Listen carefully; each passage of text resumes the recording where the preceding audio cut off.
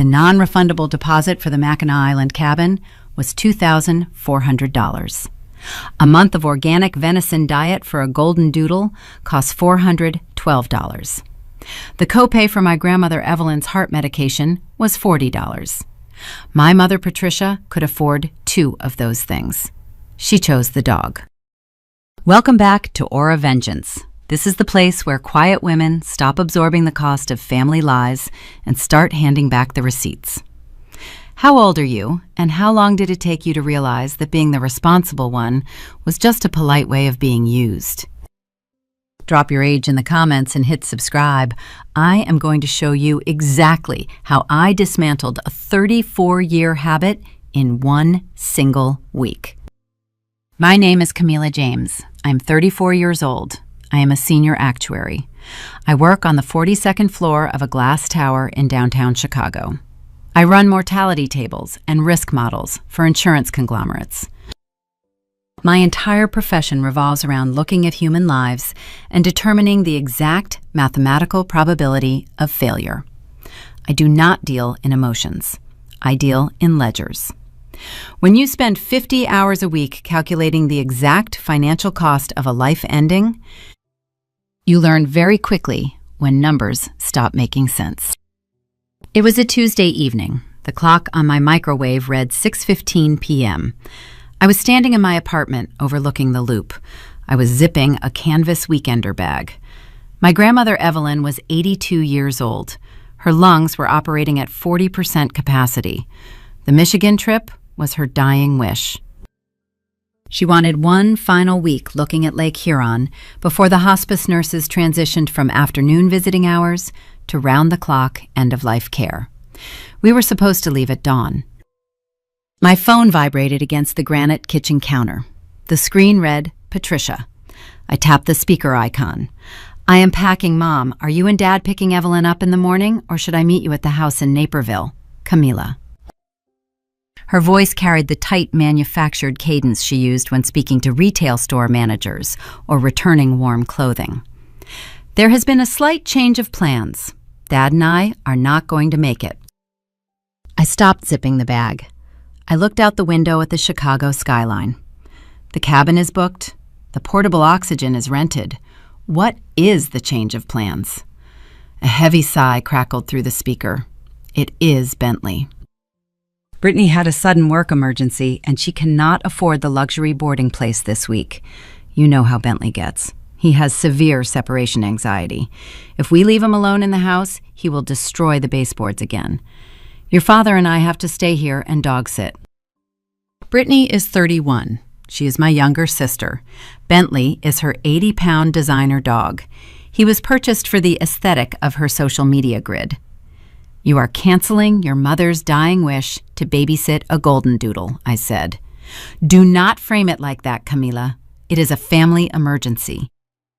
Brittany is under a lot of stress. Evelyn understands. We will just reschedule for the fall. Evelyn does not have until the fall. I kept my voice flat. And the Mackinac deposit is non-refundable. You put down $2,400 on your credit card. The line went quiet. I listened to the faint hum of a television in the background on her end. Well, Patricia stammered. The smooth retail voice fractured for a fraction of a second. The money is just tied up right now. It is fine. We will absorb the loss. You can just unpack, sweetie. I leaned my hands against the cool granite counter. As an actuary, I understand the flow of capital. Money is never simply tied up. It is invested, it is spent, or it is stolen. A middle-class household does not casually absorb a $2,000 penalty to watch a dog, unless the alternative exposes a much larger deficit. Okay, I said. Okay, you are not mad. I will unpack. Tell Evelyn I am sorry. I ended the call. I did not unpack. I grabbed my keys. I rode the elevator down to the parking garage and got into my SUV. The drive to the Naperville suburbs took 45 minutes. I drove at the speed limit. I did not grip the steering wheel tight. I simply observed the traffic patterns and calculated my timing. I parked 2 houses down from my parents' colonial. I did not ring the doorbell. I used the keypad code on the side garage door. I stepped quietly into the mudroom. From the living room, I could hear the faint sound of a reality television show and my father, Richard, talking to the dog. I bypassed the living room entirely. I took the back stairs up to the in-law suite where Evelyn lived. She was sitting in her recliner. She was fully dressed. Her packed floral suitcase rested near the door. The clear plastic tubing of her oxygen tank looped over her ears. She looked up when I walked in. She did not look surprised. Patricia said, "The trip is off." Evelyn said. Her voice was thin but steady. "Patricia is staying here," I replied. I grabbed the handle of her suitcase. "We are going to Michigan." Evelyn offered a small, knowing smile. She reached for her wooden cane. I carried her bag down the back stairs. I navigated her out the side door and settled her into the passenger seat of my car. I secured the oxygen concentrator in the back seat. We pulled out of the subdivision before the streetlights clicked on. We merged onto Interstate 94 North. We left the suburban sprawl behind. For the first 30 miles, the only sound was the rhythmic, pneumatic hiss of the oxygen machine. I kept my eyes on the road. I watched the red taillights of the semi-trucks ahead of us in the dark. "She told you it was about Brittany's dog," Evelyn said. She did. Evelyn reached into her quilted leather purse. Her hands shook slightly. "They did not stay for the dog, Camila." I glanced over. She was holding a crumpled piece of paper. It was folded into uneven squares. "They stayed," Evelyn said. She placed the paper on the center console between us. "Because of the bank." The crumpled paper sat on the center console between us. The dashboard lights cast a faint green glow across its folded edges. Outside the SUV, the dark stretch of Interstate 94 blurred past. The rhythmic hiss of Evelyn's oxygen concentrator filled the silence in the cabin. I did not pick up the paper immediately. I kept both hands on the leather steering wheel and my eyes on the taillights ahead. I let her breathe. I let her gather the strength to explain a document she was never supposed to see. "It started last October," Evelyn said.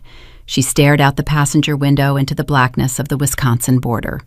"You were in London for an insurance conference." I nodded. I remembered the trip. I had been gone for 12 days running risk assessments for a maritime shipping firm.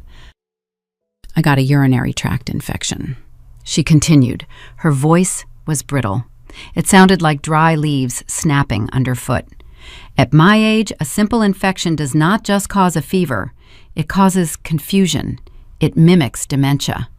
I woke up on a Tuesday morning and I did not know my own name. I did not know what year it was. I was wandering around the in-law suite looking for your grandfather. He has been dead for a decade." I processed the medical reality. In elderly patients, a sudden onset of delirium is a textbook symptom of an untreated infection. A round of antibiotics clears the mental fog within 48 hours. It is a temporary condition. It is a highly treatable condition. "Patricia did not wait for the antibiotics," Evelyn said. She turned her head to look at me. Her pale blue eyes caught the passing headlights. She called the doctor to the house that same afternoon. A doctor she found online, someone who specializes in rapid assessments for memory care facilities. Patricia brought him into my bedroom while I was asking for my dead husband. She had the paperwork already printed out. My grip tightened on the steering wheel. I saw the architectural blueprint of my mother's strategy. She did not see a medical emergency. She saw a brief, closing window of opportunity. "The doctor declared me temporarily incompetent," Evelyn said. Patricia filed the forms at the county courthouse the next morning. She assumed full medical and financial power of attorney. By the time the antibiotics worked and my mind cleared 3 days later, the ink was dry. My checkbook was gone from my desk drawer. My credit cards were gone from my purse. She told me she was just managing things to reduce my stress. She smiled when she said it. Patricia loves to manage things. I said quietly, "I knew it was wrong." Evelyn leaned back against the headrest. "But I was tired, Camila. I was so tired, and my lungs were getting worse. I let her manage the bills. I thought the worst thing she would do was buy a few expensive sweaters or overpay the lawn care service." I did not realize she was digging a grave for my house. Evelyn reached up and adjusted the clear plastic tubing resting over her cheekbones. She took a deep breath. "Last month, Patricia drove me to the CVS on Ogden Avenue," Evelyn said. "I needed my prescription refilled. It is the medication that keeps my heart rhythm stable. Without it, my chest feels like a cage full of trapped birds." Patricia waited in her Lexus with the engine running. I walked up to the pharmacy counter and handed the technician my Medicare card. Evelyn paused, her hands clasped together in her lap. The technician typed on her keyboard. Then she looked up and told me the card declined. She said the secondary insurance had lapsed due to non-payment. The out-of-pocket cost was $40. I did not have $40. Patricia had taken all the cash from my wallet the week prior. I kept my eyes on the highway. I did not interrupt her. I let the math settle in my mind. A month of venison dog food for Brittany's designer pet was $412. A pill to keep an 82-year-old woman's heart beating was $40. I walked back out to the car, empty-handed. Evelyn whispered, "I told your mother the secondary insurance was canceled." Patricia did not even blink. She blamed a glitch in the Medicare system. She said she would call them on Monday and sort it out. She drove us to a drive-through window and bought me a $5 coffee to make up for it. I missed 3 days of medication before she finally brought the pills to my room. I signaled and moved into the right lane. I saw the blue illuminated sign for a rest area approaching in 2 miles. Then yesterday, the mail arrived while Patricia was out getting her nails done. Evelyn pointed a shaking finger at the center console. She usually intercepts the envelopes before I see them. This one slipped through. It was addressed to me, but it was from a bank I stopped using 5 years ago. I pulled the SUV onto the exit ramp. The tires transitioned from smooth asphalt to grooved concrete. I navigated the curving road toward the rest stop and parked under the harsh glare of a towering sodium vapor light. The parking lot was mostly empty. I put the car in park. I unbuckled my seatbelt. I picked up the crumpled paper. I unfolded the creases and smoothed it flat against my thigh. I read the header first. It was a regional financial institution. Below the bank logo was a product description: Home Equity Conversion Mortgage, a reverse mortgage draw account. My grandfather built the Naperville house in 1982. It was paid off 2 decades ago. A reverse mortgage is a financial tool designed to allow seniors to borrow against their home equity. It is supposed to provide a steady stream of tax-free income to cover living expenses or medical care in their final years. It is a safety net. Patricia had turned it into a slaughterhouse. I scanned the columns of numbers. My eyes moved down the ledger with the clinical speed of an auditor. Date, transaction ID, withdrawal amount. The bleeding had started 8 months ago. 5,000 here, 12,000 there. The frequency increased as the months progressed.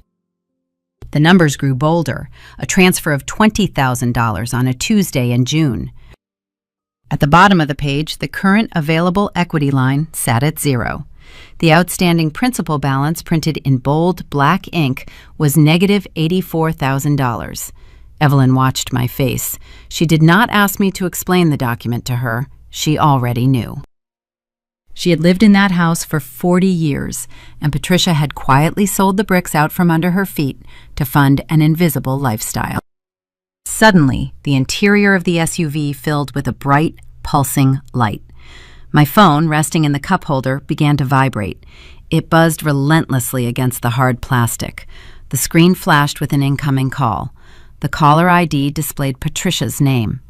The phone stopped vibrating for 3 seconds. Then it immediately started again. A red notification bubble hovered in the corner of the screen. 14 missed calls. The illusion had shattered in Naperville. Patricia had walked up to the in-law suite to check on her prisoner and found an empty recliner. She had seen the missing oxygen tanks. The predator realized the gate was open and the asset was gone. I did not answer the phone. I let it vibrate.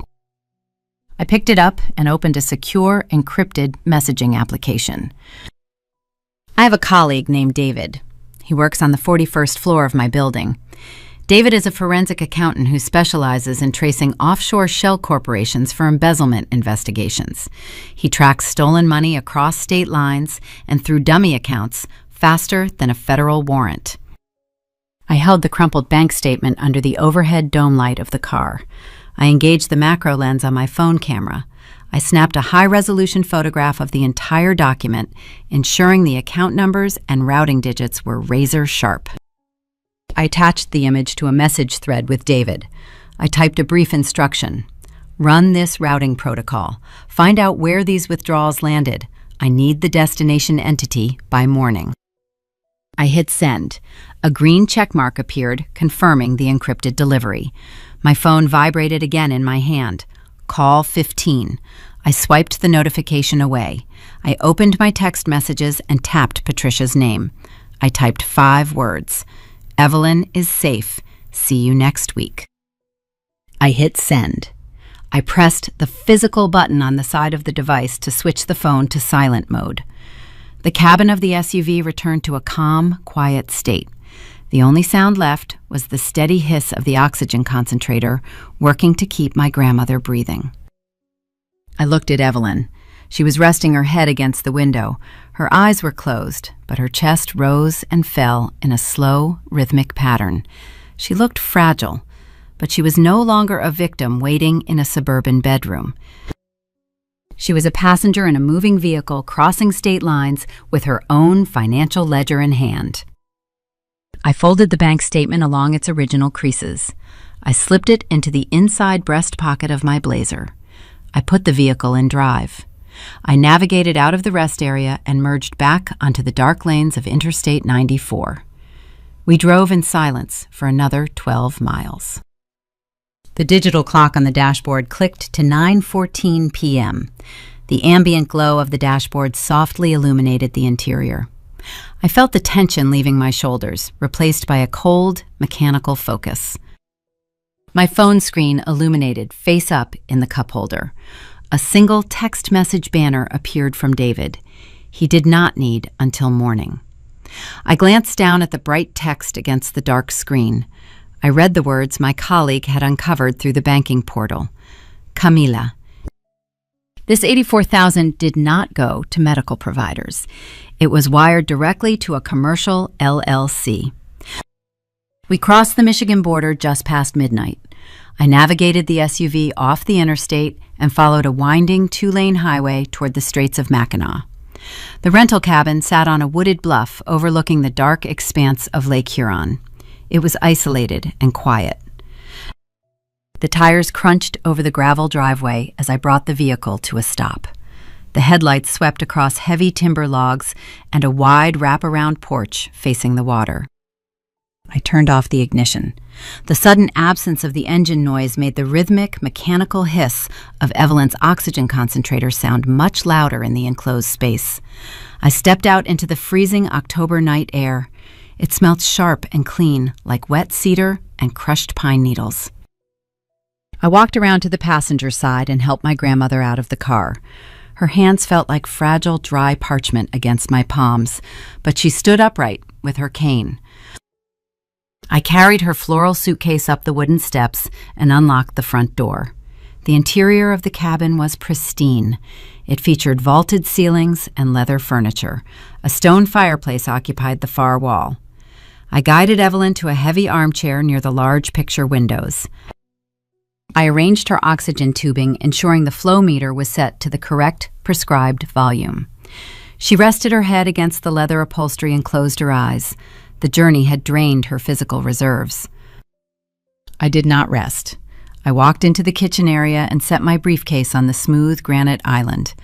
I unlatched the brass clasps and pulled out my work laptop. As a corporate actuary, my entire career relies on tracing paper trails. When an insurance conglomerate needs to know if a shell corporation is hiding liability assets, they send someone like me to dismantle the corporate structure piece by piece. Finding a hidden entity is an exercise in basic logic. Criminals leave digital footprints because modern banking requires them. I opened the laptop screen. The soft blue light cast a pale glow across the dark kitchen. I connected to the cabin wireless network. I opened a secure browser window and navigated directly to the Illinois Secretary of State Business Registry. The state maintains a public digital repository of all commercial entities operating within its borders. I pulled up the encrypted message from my colleague David. He had provided the exact 9-digit entity classification number associated with the bank wire transfers. I typed those 9 digits into the search bar. I hit the Enter key. The server processed the query. The screen refreshed. The registered name of the limited liability company appeared in bold black text. Paws and Posh, LLC. I stared at the screen. The listed business address was a commercial retail space located in a high-end suburban strip mall in Naperville. The primary business classification was categorized as luxury pet apparel and organic animal nutrition. I scrolled down to the ownership records. The registered agent and primary managing director was Brittany James. The pieces of the financial puzzle locked together with a cold, devastating precision. The dog excuse my mother had used on the phone hours earlier was not just a convenient lie, it was a literal corporate shield. Patricia had not canceled Evelyn's dying wish simply because she wanted to pet sit. She canceled the trip because the $2,400 cabin deposit was needed to cover a commercial rent payment for a failing retail storefront. Brittany had never held a traditional job.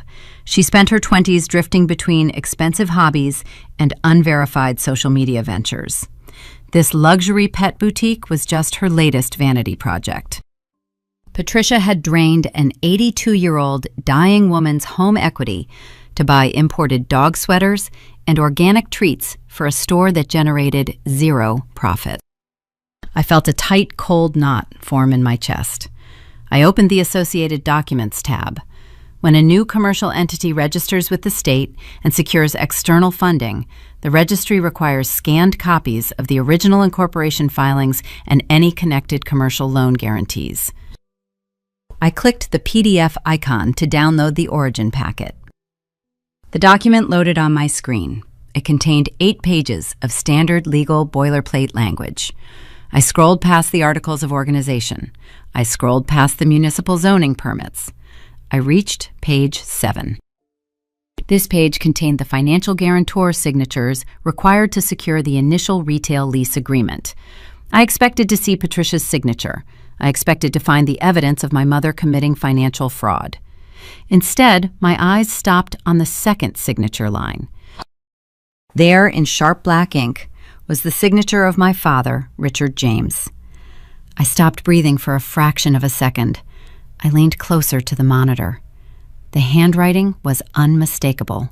It was the same precise block lettering he used to sign my report cards when I was a child.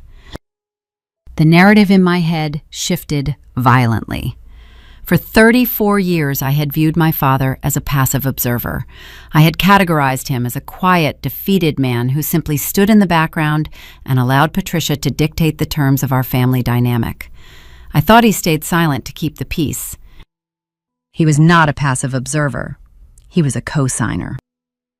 Richard James did not just turn a blind eye while his wife stole his mother-in-law's financial security. He picked up a pen and authorized the theft. He attached his own name to the fraudulent enterprise to ensure his favorite daughter could play shopkeeper. He looked at his elderly mother-in-law struggling to breathe in the room upstairs and decided that Brittany's boutique was a better investment. He was an active participant in the destruction of Evelyn's life.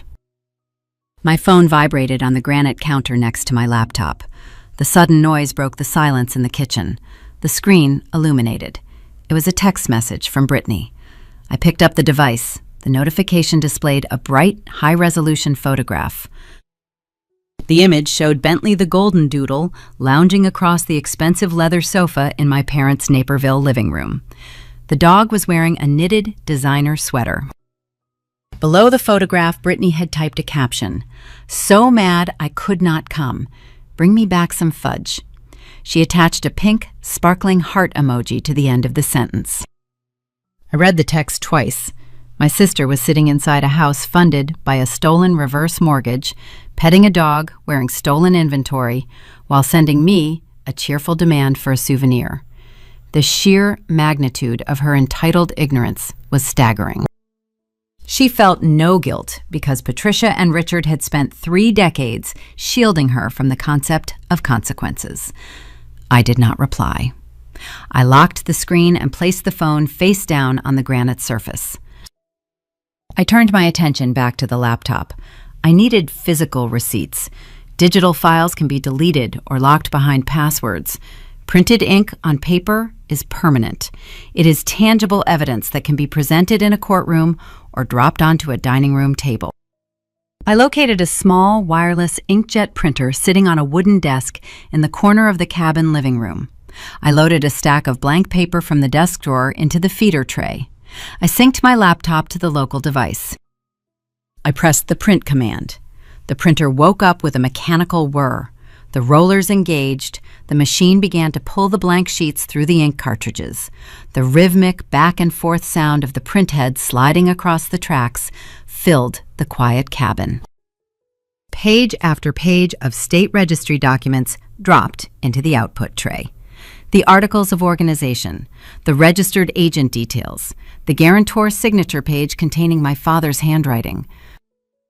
I stood by the desk and collected the warm sheets of paper.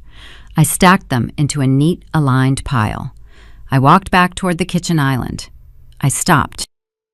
Evelyn was not asleep. She had rotated her leather armchair to face the room. She was watching me. Her pale eyes tracked the stack of documents in my hands. She listened to the printer cycling through the final pages of evidence. She did not ask what I had found. The grim set of her jaw told me she already knew the scope of the betrayal ran deep. I walked over to her chair. I held the papers at my side. Evelyn reached into the pocket of her knitted cardigan. She pulled out a small, thick square of cardstock. She placed it flat on the wooden side table next to her chair. She pushed it slowly across the polished surface toward me. I looked down at the table. It was a professional business card. The paper was heavy and textured. The text was printed in embossed gold lettering. It read, Marcus Vance, Attorney at Law. Below his name was the title, Estate Litigation and Fiduciary Protection. "I have a 10 o'clock appointment in town tomorrow morning," Evelyn said. Her voice carried a sudden, sharp clarity that cut through the exhaustion of the journey. I picked up the business card. I looked at the address. The office was located in the commercial district of the island, just off the main ferry dock. Evelyn adjusted her grip on her wooden cane. "You are driving." Wednesday morning broke over the streets of Mackinac with a pale gray light. The wind off the lake was bitter. I helped Evelyn dress, and we drove into the commercial district of the island. The streets were quiet. We parked outside a brick building near the ferry terminal. The brass plaque beside the door read, Marcus Vance. Marcus was a man who understood the architecture of a crisis. He wore a tailored suit and possessed the calm demeanor of someone who dismantles family trusts for a living. We sat across from his wide mahogany desk. I handed him the stack of printed documents. I provided the state registry showing the shell company and the financial ledger exposing the drained equity. Marcus reviewed the papers. He did not express outrage. He processed the data. He looked at Evelyn and delivered a precise legal reality. "You have a problem, Evelyn," he said. "Your daughter holds a medical power of attorney. She secured it during your hospital stay last year. That document creates a legal paradox. It serves as a standing declaration of your cognitive decline. If you sign a new will today revoking her authority, Patricia will file an injunction tomorrow. She will stand before a probate judge and claim you were suffering from dementia when you signed it. The court will look at the existing power of attorney, and they will invalidate everything we do in this room. I listened to the lawyer. His assessment was flawless. It was an exercise in pure risk calculation. We needed to mitigate the vulnerability before moving forward. How do we break the paradox? I asked. We need a fresh medical baseline, Marcus replied. We need an independent physician to examine Evelyn this morning.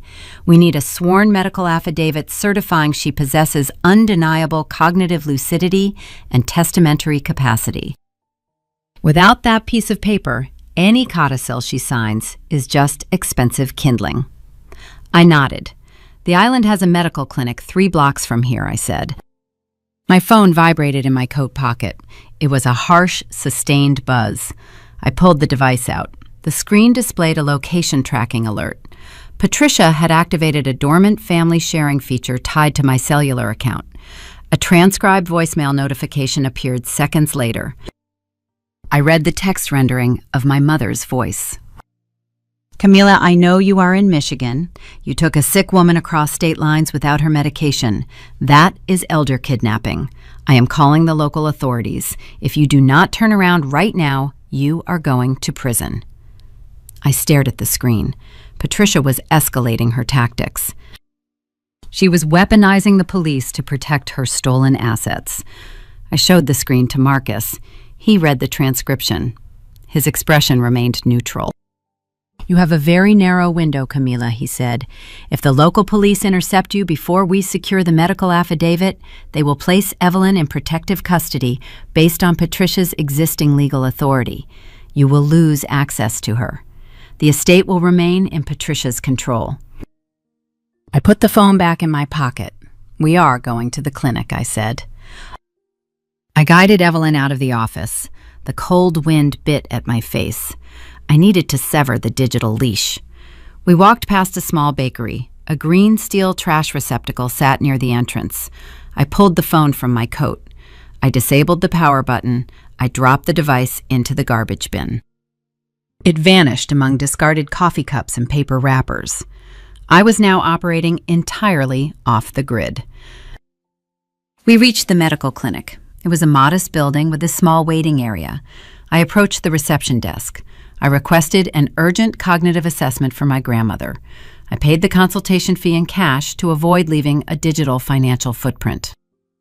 A nurse escorted us into an examination room. The physician was a middle-aged man with tired eyes. He carried a clipboard.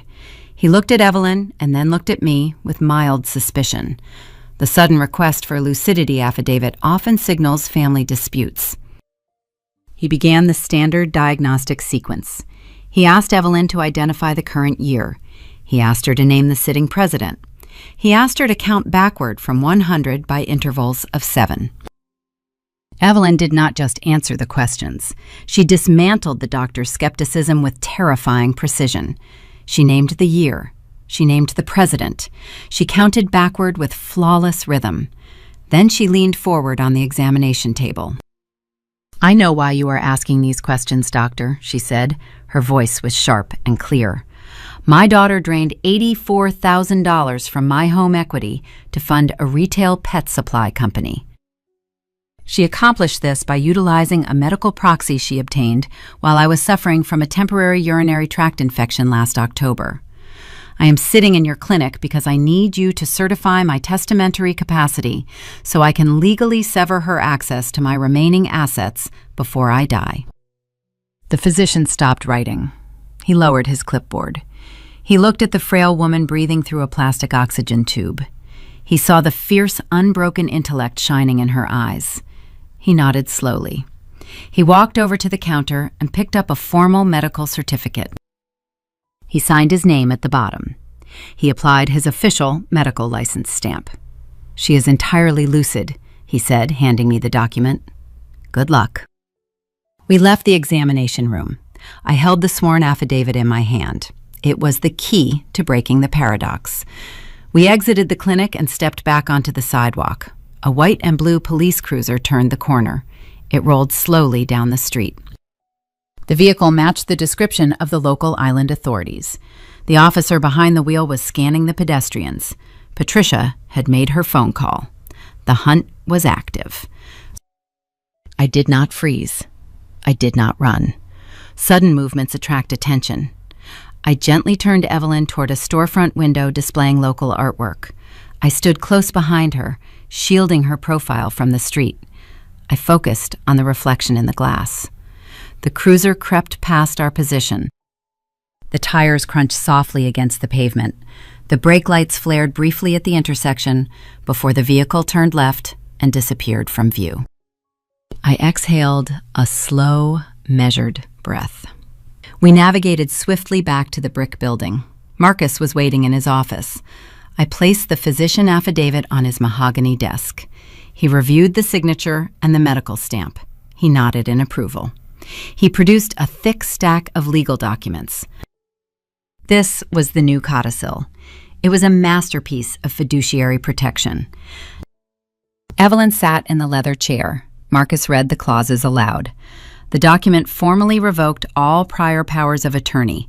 It stripped Patricia of her medical and financial authority. It named me as the sole executor of the estate. It transferred all remaining real property and liquid assets into my direct control. Then Marcus reached the final provision. He had included a specific clawback clause. The language empowered the executor to pursue civil and criminal litigation against any party who had engaged in unauthorized financial extraction prior to the reading of the will. It was a legal guillotine designed specifically for Patricia and Richard. Evelyn did not hesitate. She picked up the heavy black pen. Her hand trembled slightly as she gripped the barrel, but her strokes were deliberate and firm. She signed her full legal name on the final page. Marcus called his legal assistant into the room. She served as the independent witness. She signed the document. Marcus picked up his heavy brass notary embosser. He pressed it down firmly onto the bottom corner of the paper. The metal teeth crimped the heavy stock, leaving a permanent raised seal. The legal shield was forged. The stolen authority was officially revoked. Patricia no longer held the keys to Evelyn's life. Marcus slid the finalized codicil into a thick, rigid blue folder. He handed the folder to me. "Keep this secure, Camilla," he said. "The moment she stops breathing, this becomes the most dangerous piece of paper in Illinois." I took the blue folder. It felt heavy in my hands. The mathematical equation had changed. Patricia thought she was holding all the variables. She did not know I had just rewritten the underlying formula. We walked out of the law office. The cold wind swept across the street. We had the evidence and we had the legal authority, but I no longer had a phone, and a police cruiser was currently circulating the island looking for a kidnapped woman. Patricia was actively hunting us down. Thursday evening arrived with a quiet stillness that settled over the lake. The sunset painted the sky above Lake Huron in shades of deep, bruised purple and burnt orange. The beauty of the landscape was entirely lost on me. My focus remained clinical. My grandmother sat in the wooden rocking chair on the wraparound porch. The thick blue folder rested on the small table beside her. She had survived the journey, and she had executed the legal maneuvers, but the exertion had extracted a visible toll. Her skin looked papery. The rhythmic hiss of the oxygen concentrator seemed to labor slightly, as if matching the faltering rhythm of her lungs. Evelyn watched the water for a long time. Then she turned her head. Her eyes met mine with a clarity that cut straight through her physical exhaustion. "Set up your camera, Camila," she said. Her voice was weak, but the command was absolute. I did not question her. I understood the necessity of redundant evidence. A signed codicil is a powerful legal instrument, but it is still just paper. Paper can be contested by expensive lawyers. A video recording of a lucid testatrix detailing the specific reasons for her disinheritance is practically indestructible in probate court. It eliminates the margin of error. It removes the ability of the defense to claim confusion or coercion. I retrieved a backup digital camera from my briefcase. I had packed it alongside my laptop, anticipating the need to document physical records. I mounted the device on a small portable tripod. I positioned it directly in front of Evelyn. I framed the shot carefully. I ensured her face and upper torso were clearly visible. I positioned the camera angle to capture the sunset reflecting off the lake in the background. The natural light illuminated her features, leaving no shadows that an opposing attorney might claim were used to hide distress. I checked the audio levels. I asked Evelyn to speak a test sentence. The microphone captured the crisp cadence of her voice, overcoming the ambient noise of the wind and the mechanical hiss of the oxygen machine. I verified the internal clock was actively stamping the footage with the correct date and time coordinates. The stage was set. I pressed the red recording button. The small tally light blinked, confirming the capture was active. Evelyn looked directly into the lens. She did not hesitate. She did not look at notes. She delivered the ultimate receipt. "My name is Evelyn Grace Miller," she began. Her tone was steady. She sounded like a judge reading a verdict. "Today is Thursday, October 14th. I am recording this statement of my own free will. I am completely lucid. I am speaking to you now because my daughter Patricia and her husband Richard are going to lie to you when I am dead." I stood behind the tripod watching the digital monitor. The framing was perfect. The audio was pristine. "They will tell you I was confused," she continued. "They will tell you I was suffering from dementia. They will say I did not understand my own finances. That is a lie. I understand my finances perfectly. I understand that Patricia utilized a temporary medical proxy to access my home equity line of credit.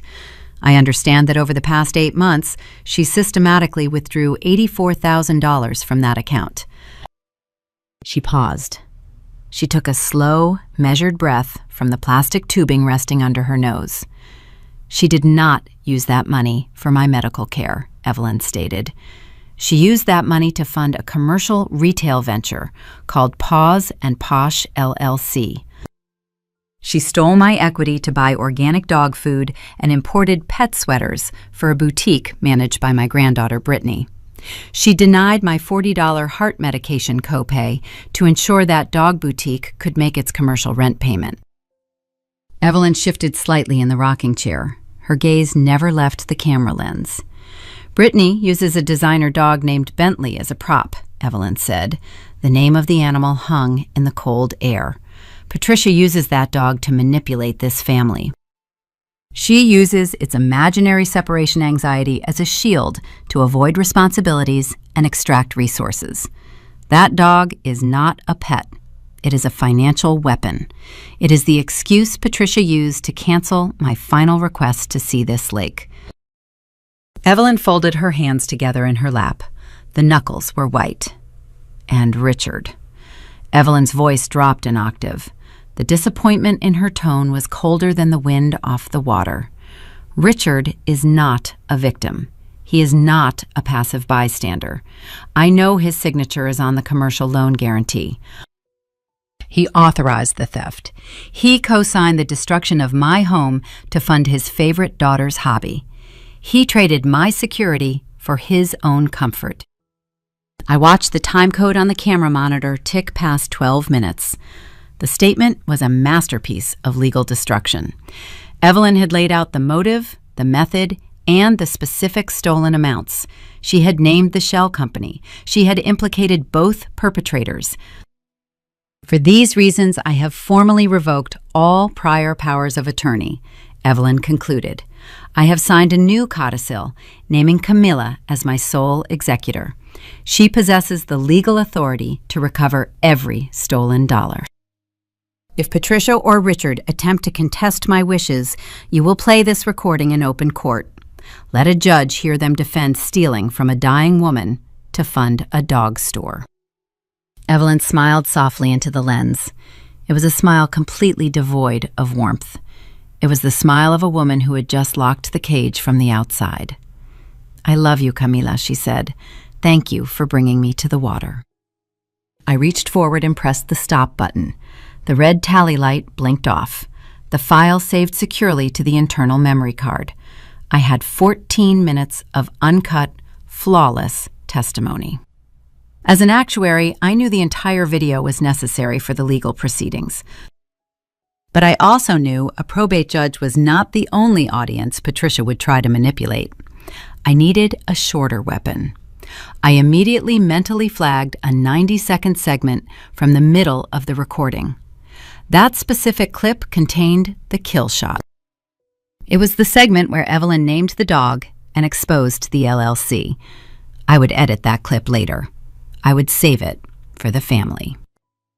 Evelyn leaned her head back against the rocking chair. The energy she had summoned to deliver the statement vanished the moment the camera stopped recording. Her breathing became shallow. Her eyes fluttered shut. "That was perfect, Grandma," I said quietly. I packed the camera back into its protective case. She did not open her eyes. She offered a faint nod. "I am thirsty, Camila," she whispered. Her voice was barely audible over the wind. "Could you get me a glass of ice water?" "Of course," I said. I turned away from the porch and walked through the heavy wooden door into the cabin. The interior was warm and quiet. I walked to the kitchen island. I opened the freezer compartment and retrieved 3 cubes of ice. I dropped them into a clear glass. The clinking sound echoed off the granite countertops. I filled the glass with filtered water from the tap. I turned around and walked back toward the front door. The entire process took less than 40 seconds. I stepped onto the porch. "Here is your water," I said. Evelyn did not respond. She was no longer leaning back against the chair. She had slumped forward. Her chin rested heavily against her chest. Her right hand was clenched tightly, clutching the fabric of her cardigan directly over her heart.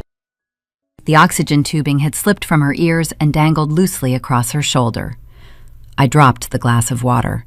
It shattered against the wooden deck boards. The ice cubes scattered across the porch. I rushed forward and dropped to my knees beside her chair. I pressed my fingers against the carotid artery on her neck. Her skin was warm, but the pulse was absent.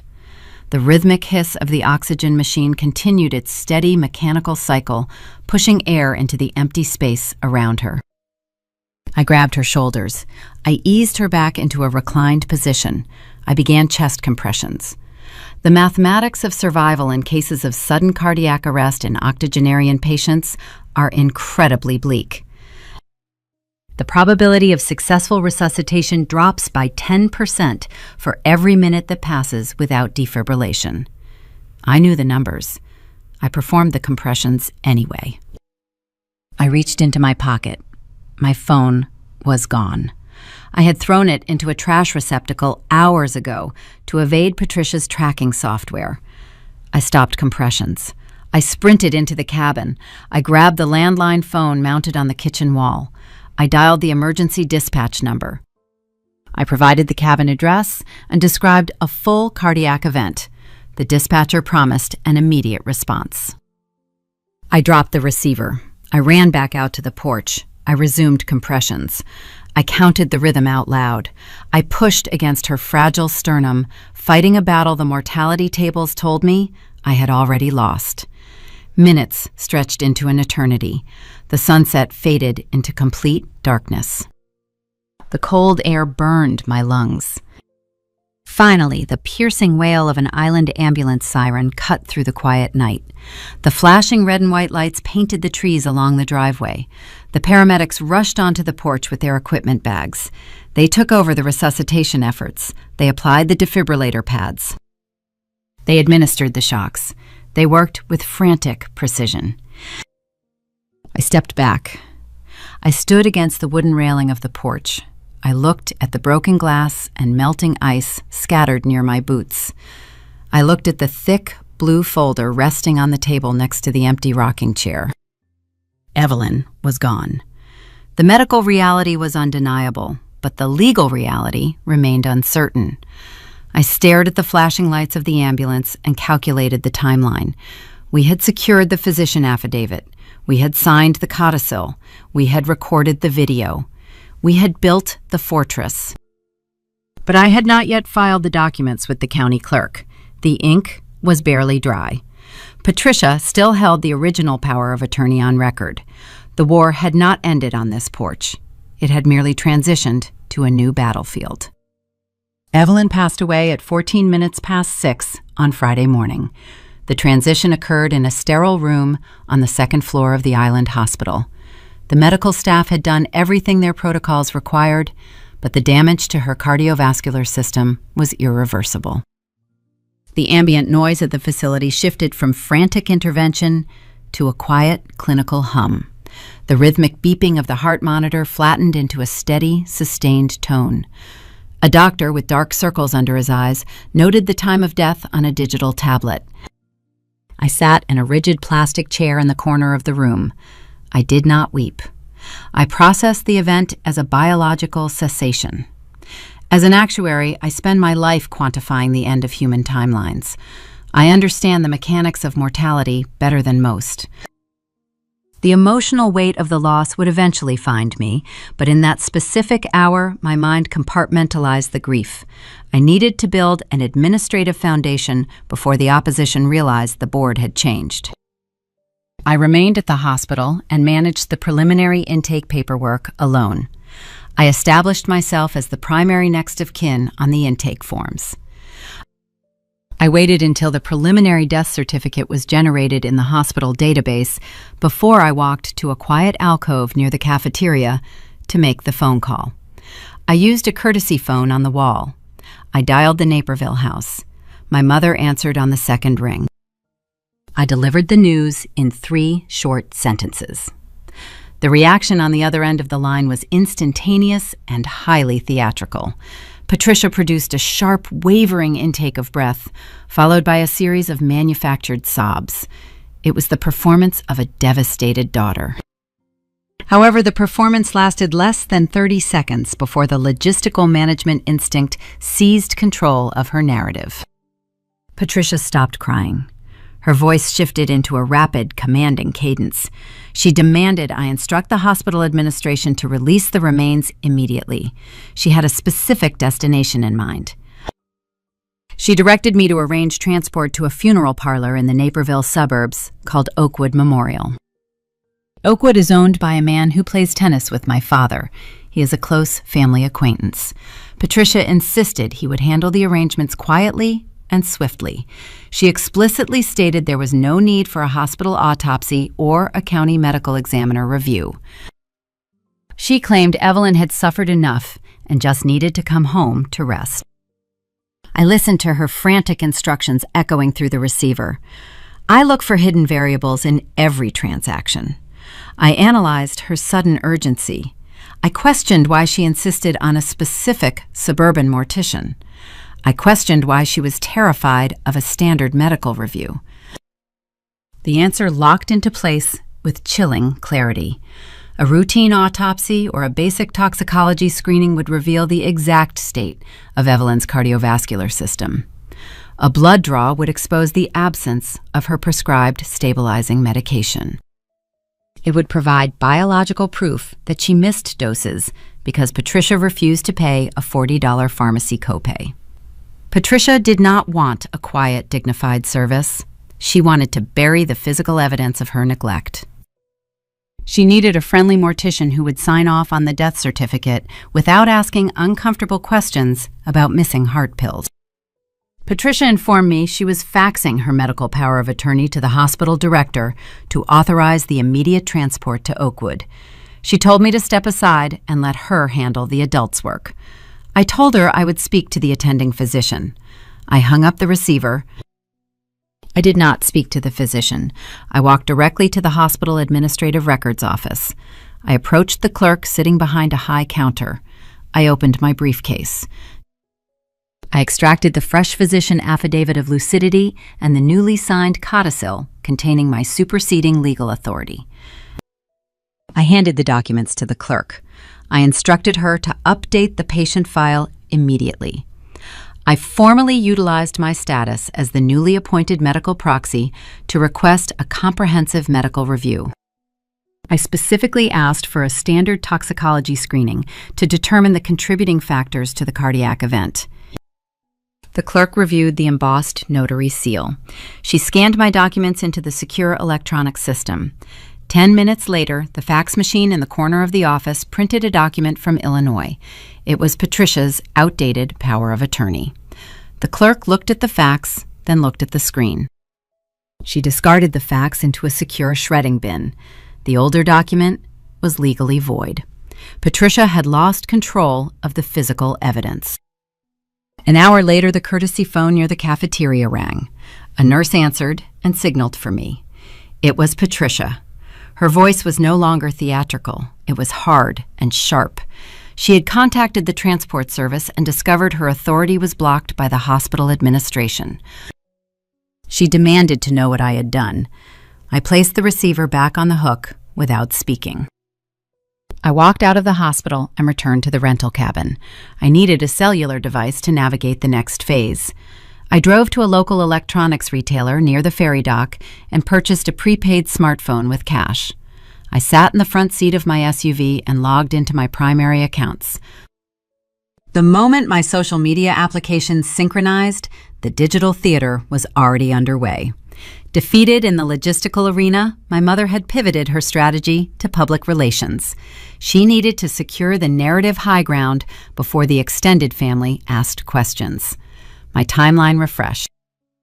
The top item in my feed was a post from my sister Brittany. It had been published less than 3 hours after Evelyn was pronounced dead.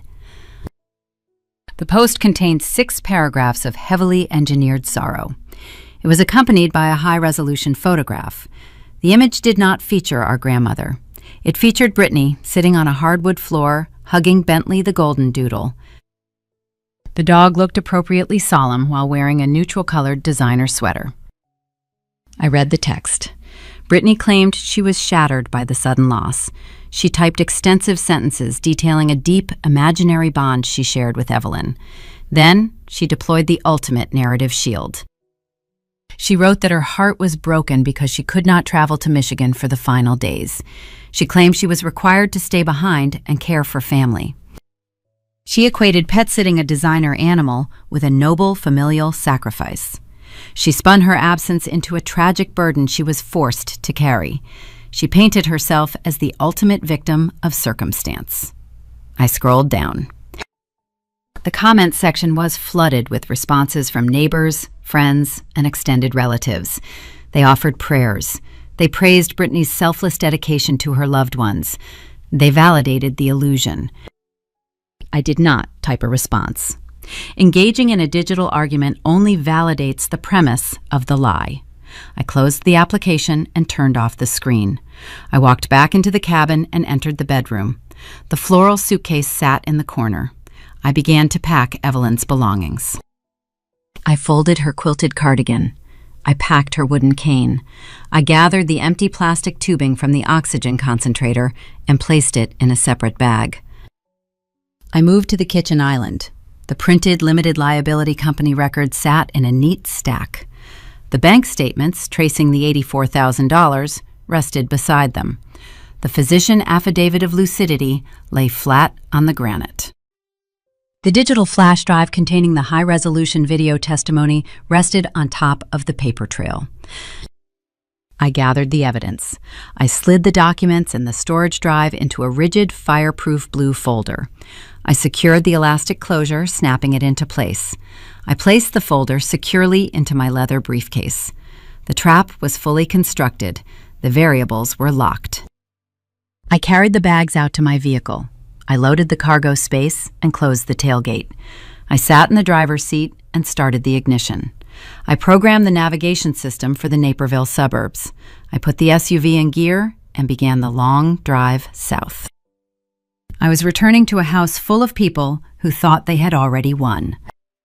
Sunday afternoon cast long shadows across the manicured lawns of the Naperville subdivision. I pulled my SUV into the driveway of my parents' colonial. The street was lined with vehicles belonging to neighbors and extended family members who had arrived to pay their respects. The house operated like a machine designed to process social appearances. The exterior presented the image of a grieving upper-middle-class family navigating a tragic loss. I turned off the ignition.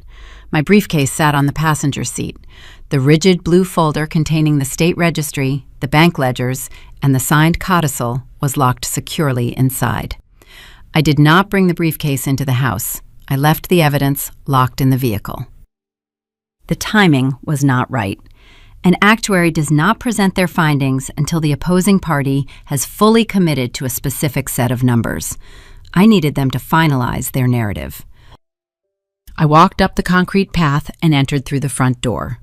The foyer smelled heavily of catered food and expensive floral arrangements. A low hum of conversation drifted from the main living area. I stepped into the living room.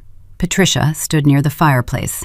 She wore a dark, tailored dress that conveyed appropriate sorrow while remaining fashionable. She was holding a crystal water glass. She was surrounded by a small cluster of neighbors from the local homeowners association. She was leaning in closely, speaking in a hushed, urgent tone that carried perfectly across the room. It was just so sudden. Patricia whispered to a woman wearing a pearl necklace. We begged Camila not to take her. The travel was too strenuous for her lungs. We wanted Evelyn here in her own bed where we could monitor her condition properly. But Camila is so stubborn. She just packed her up and left. I cannot help but feel the strain of the long drive is what pushed her heart over the edge. I stood in the archway. I did not interrupt the performance. I observed the strategy. Patricia was constructing a preemptive defense. She was actively framing me as a reckless rogue actor whose selfish decisions caused a premature death. She was manipulating the neighborhood gossip network to ensure that if any questions arose regarding Evelyn's final days, the blame would immediately shift to my actions.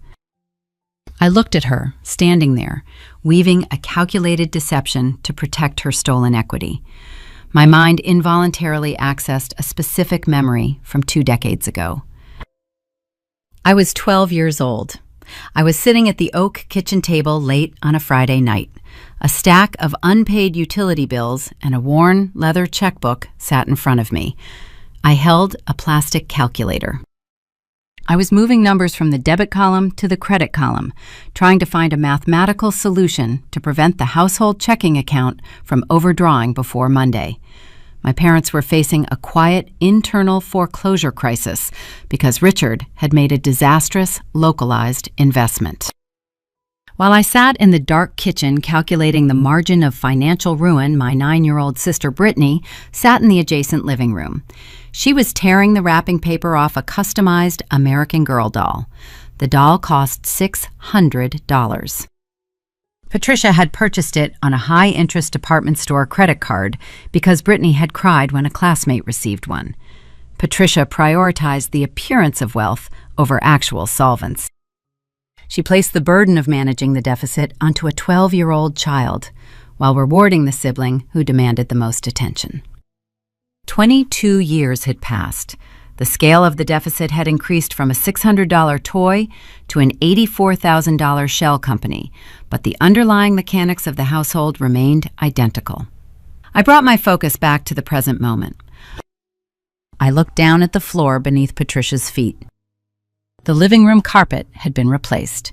A vast expanse of intricately woven wool and silk stretched across the hardwood. I recognized the distinct geometric pattern and the subtle muted color palette. It was a signature design from Restoration Hardware. It was not a mass-market replica. It was an authentic luxury textile. I cataloged visual data quickly. I mentally accessed the current retail pricing for that specific dimension and material composition. The rug cost approximately $8,000. My mind aligned to visual data with the financial ledger stored in my briefcase outside. The final transaction recorded on Evelyn's reverse mortgage draw account was executed 3 weeks prior. The amount withdrawn on that Tuesday afternoon was exactly $8,000. Patricia stood on a textile purchased with the stolen equity of a dying woman, while simultaneously telling a neighbor that she wished she could have provided better care for her.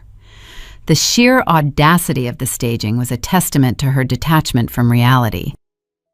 Brittany sat on the adjacent leather sofa. She wore a black cashmere sweater. Her posture suggested profound exhaustion. Bentley, the golden doodle, rested his large head across her lap. Brittany stroked the animal's ears with slow, dramatic movements. She was treating the dog like a grieving prince, comforting him as if he possessed a deep comprehension of the family tragedy. A neighbor approached the sofa holding a plate of catered sandwiches. Brittany offered a weak, tragic smile and whispered that Bentley had barely eaten since the news arrived. The neighbor murmured sympathetic noises and promised to drop off a special canine treat later in the week. Richard sat in a corner armchair reading a newspaper on a digital tablet. He did not engage with the room. He remained silent. The guarantor of the fraudulent loan continued his lifetime practice of looking the other way while his wife managed the narrative. Patricia spotted me standing in the archway. The hushed conversation with the pearl necklace neighbor abruptly ceased. She set her crystal glass on the mantel. She walked toward me with a rigid posture. Her face was set in a tight, controlled expression. She did not offer a greeting. She reached into the pocket of her tailored dress and produced a single folded sheet of printer paper. She thrust the paper toward my chest. "Review this quickly," Patricia commanded. Her voice was devoid of the theatrical sorrow she used for the neighbors. It was sharp and demanding. "I am submitting it to the regional newspaper for the Sunday edition. I need to finalize the formatting before the afternoon deadline." I took the paper. I unfolded the sheet. It was a printed draft of the formal obituary. I read the text. It was a masterpiece of selective editing. The opening paragraphs detailed Evelyn's community involvement and her dedication to her family. The second section shifted the focus entirely to the surviving relatives. It highlighted Patricia's tireless devotion to caregiving. It dedicated 3 sentences to Brittany's profound bond with her grandmother. Then my eyes reached the third section. The text explicitly mentioned the family pet. It stated that Evelyn would be deeply missed by her loyal canine companion Bentley, who provided endless comfort during her twilight years. I scanned the final paragraph. It contained a brief list of surviving extended relatives. My name appeared at the very bottom of the document, buried among distant cousins and out-of-state nephews. I was listed as an extended relative. Patricia had literally reduced my existence to a footnote while elevating a golden doodle to primary mourner status. She was attempting to erase my proximity to Evelyn from the public record to reinforce her narrative that I was a rogue, estranged actor. I folded the paper precisely along its original creases. I handed it back to Patricia. "The formatting is very clear," I said. My voice was entirely neutral. Patricia snatched the paper from my hand. She glared at me, searching my face for signs of anger or emotional distress. She wanted a confrontation. She wanted me to raise my voice in a house full of neighbors so she could play the victim of an unstable daughter. I did not give her the reaction she desired. I simply nodded, turned away from the Restoration Hardware rug, and walked out the front door. I returned to my SUV. I unlocked the door and retrieved my briefcase. The paper-thin tower of lies was fully constructed in the living room. Patricia had committed her narrative to ink and shared it with the community. She felt entirely secure in her position. She believed the medical proxy she held in her filing cabinet was an impenetrable shield. She did not know the locks had already been changed. The actuary was preparing to dismantle the architecture of the house. I sat in the driver's seat, opened my laptop, and connected to the cellular network. I needed to ensure her access to capital was severed before the funeral arrangements began. I did not return to the glass tower in downtown Chicago on Monday morning. I drafted a formal email to my department director requesting 4 days of bereavement leave. My company grants time off without requiring detailed explanations. I brewed a pot of black coffee. I set my laptop on my kitchen island. I transformed my residential space into a forensic command center. The emotional theater of the living room was behind me. The procedural devastation was about to commence. Evelyn banked with a large national institution. I opened their secure fiduciary portal on my computer. I held the rigid blue folder. I extracted the physician affidavit of lucidity and the notarized codicil. I scanned the physical pages using a high-definition document reader. I uploaded the digital files directly to the estate management department. I included a certified digital copy of the death certificate provided by the Michigan hospital. I invoked my legal authority as the sole executor. I initiated a total asset freeze. I locked the primary checking account. I locked the savings ledger. I placed a hard stop on the reverse mortgage draw protocol. The screen refreshed. Small red padlock icons appeared next to every listed asset.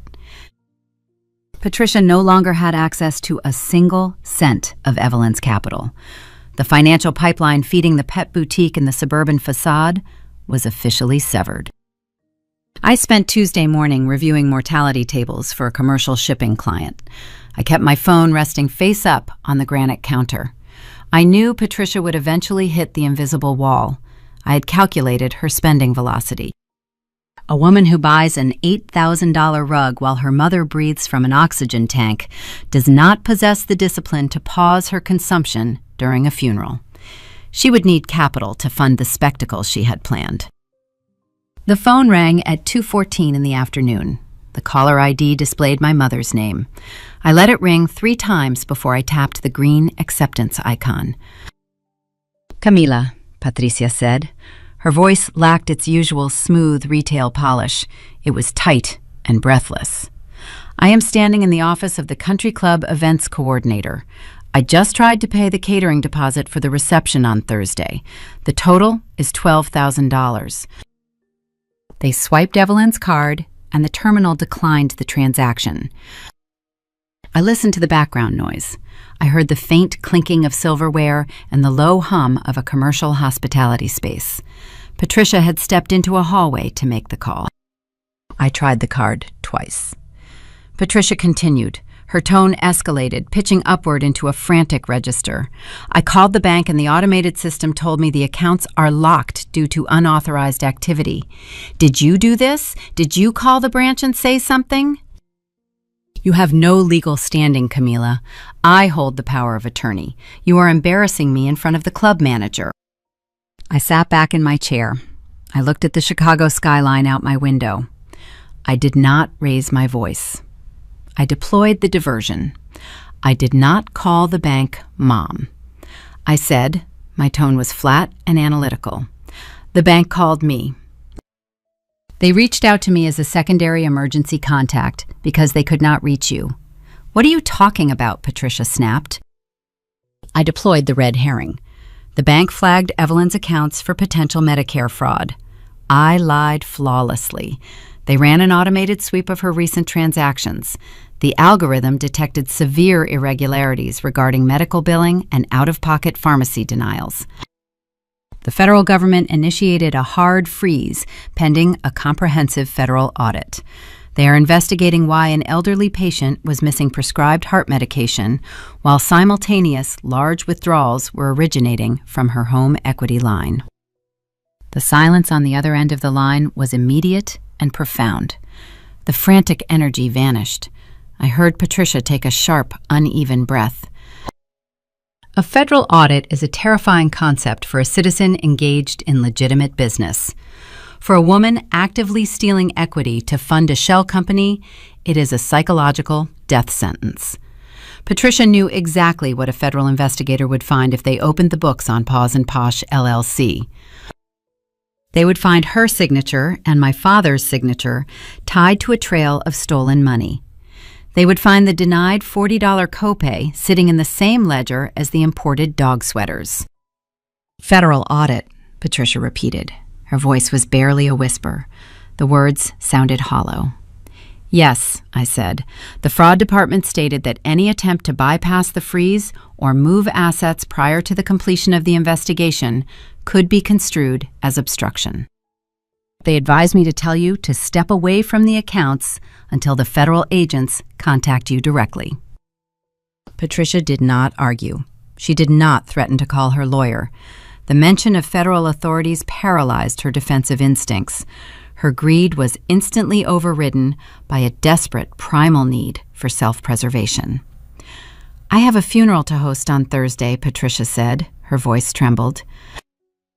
"I have 85 people coming to the country club. I cannot cancel the catering. It will look like we are destitute. The neighbors are expecting a proper memorial." "That sounds like a liquidity problem, Mom," I said. "I am sure you and Dad can figure out a solution." I ended the call. I set the phone back on the counter. Patricia was trapped in a cage of her own design. She had constructed a public image built on the illusion of generational wealth. She had invited the entire neighborhood to witness her performance as the grieving, affluent matriarch. She could not walk out of that country club office and cancel the sandwiches without destroying her social standing in Naperville. She needed $12,000 in liquid cash within 48 hours. I opened a new browser tab on my laptop. I ran a quick search on the current short-term lending market in Illinois. I reviewed the rates for unsecured personal bridge loans. The mathematics were punishing. I knew exactly what Patricia would do next. She could not tap into the Naperville house equity because Richard had recently refinanced their primary mortgage to cover a previous deficit. She could not ask Brittany because the pet boutique generated zero actual revenue. She was forced to seek external, private funding. She would navigate to a high-risk online lending portal. She would apply for an expedited, unsecured personal loan. Because she needed the funds transferred immediately to pay the country club, she would be forced to accept predatory terms. The current market rate for an expedited unsecured loan for a borrower with her specific debt-to-income ratio hovered around 24% annual interest. She would sign the digital paperwork without hesitation. She would accept the crushing interest rate because she operated under a fundamental delusion. She believed the asset freeze was a temporary federal misunderstanding. She believed that once the imaginary Medicare audit cleared, she would present her outdated medical proxy to the probate court. She remained convinced that she was the primary beneficiary of Evelyn's estate. She calculated that she would simply pay off the $12,000 predatory loan next week using the remaining equity from Evelyn's house. She was borrowing money against an inheritance she no longer owned. I closed the browser tab. The financial guillotine was fully assembled. I had restricted her access to the stolen capital. I had fed her a customized lie that neutralized her ability to fight the bank. I had forced her to finance her own vanity using toxic debt. She had willingly placed her neck into the noose to protect her neighborhood reputation. She had financially hung herself. The trap was set. My only remaining task was to wait for Thursday morning and watch her walk blindly to the gallows. Thursday morning arrived with a heavy gray sky pressing down on the Chicago skyline. I stood in my bedroom and selected a black wool suit from the closet. It was the same tailored armor I wore to executive board meetings when delivering unfavorable risk assessments to corporate directors. I fastened my watch. I retrieved the rigid blue folder from my desk. I slid the evidence into my leather briefcase and locked the brass clasps. I rode the elevator to the garage and began the drive to Naperville.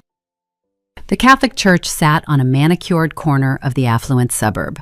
The parking lot was filled with luxury sedans and imported sport utility vehicles. I walked through the heavy wooden double doors into the vestibule. The air inside was thick with the scent of burning incense and thousands of blooming flowers. Patricia had transformed the sanctuary into a theatrical set. Vast, sprawling arrangements of white lilies and orchids flanked the altar. I evaluated the floral volume.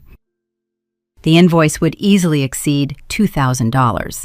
It was a lavish display funded entirely by toxic, predatory debt. I walked down the center aisle. The polished marble floor echoed beneath my low heels. I did not sit in the front pew reserved for the immediate family. I chose the fourth row on the left side of the nave. It was a strategic vantage point.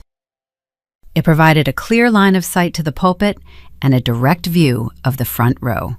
I placed my leather briefcase on the wooden bench beside me. I rested both hands on my lap. The church began to fill. Patricia spotted me from the front of the sanctuary. She wore a structured black coat and a wide-brimmed hat that projected the image of a grieving suburban matriarch. She left my father's side and walked down the aisle toward my row. Her posture was stiff. The strain of the 24% interest bridge loan and the phantom federal audit pulled at the corners of her mouth.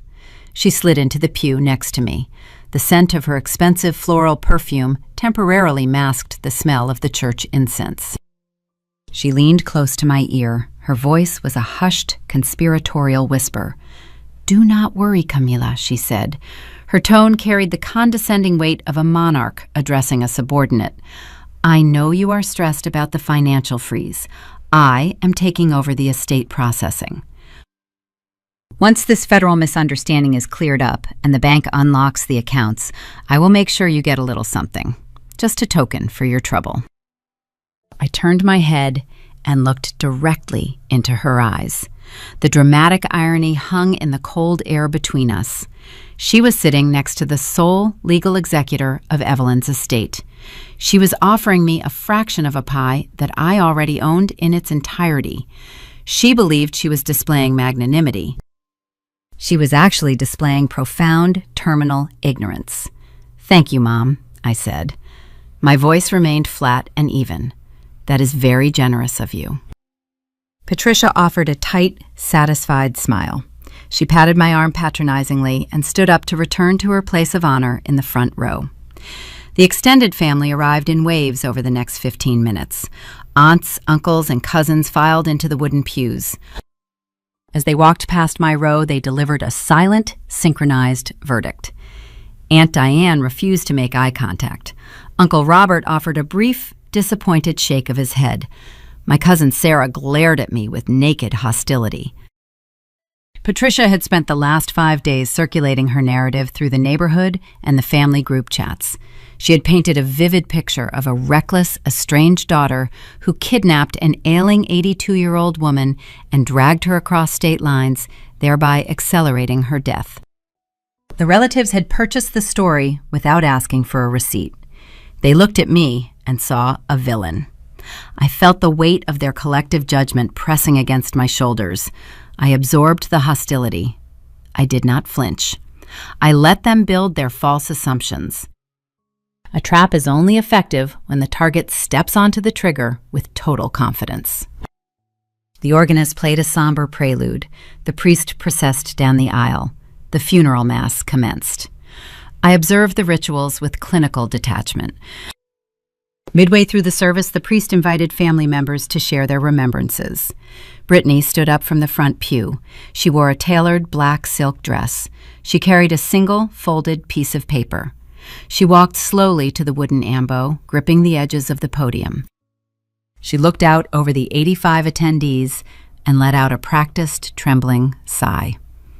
Her eulogy lasted exactly 10 minutes. I tracked the duration on the second hand of my watch.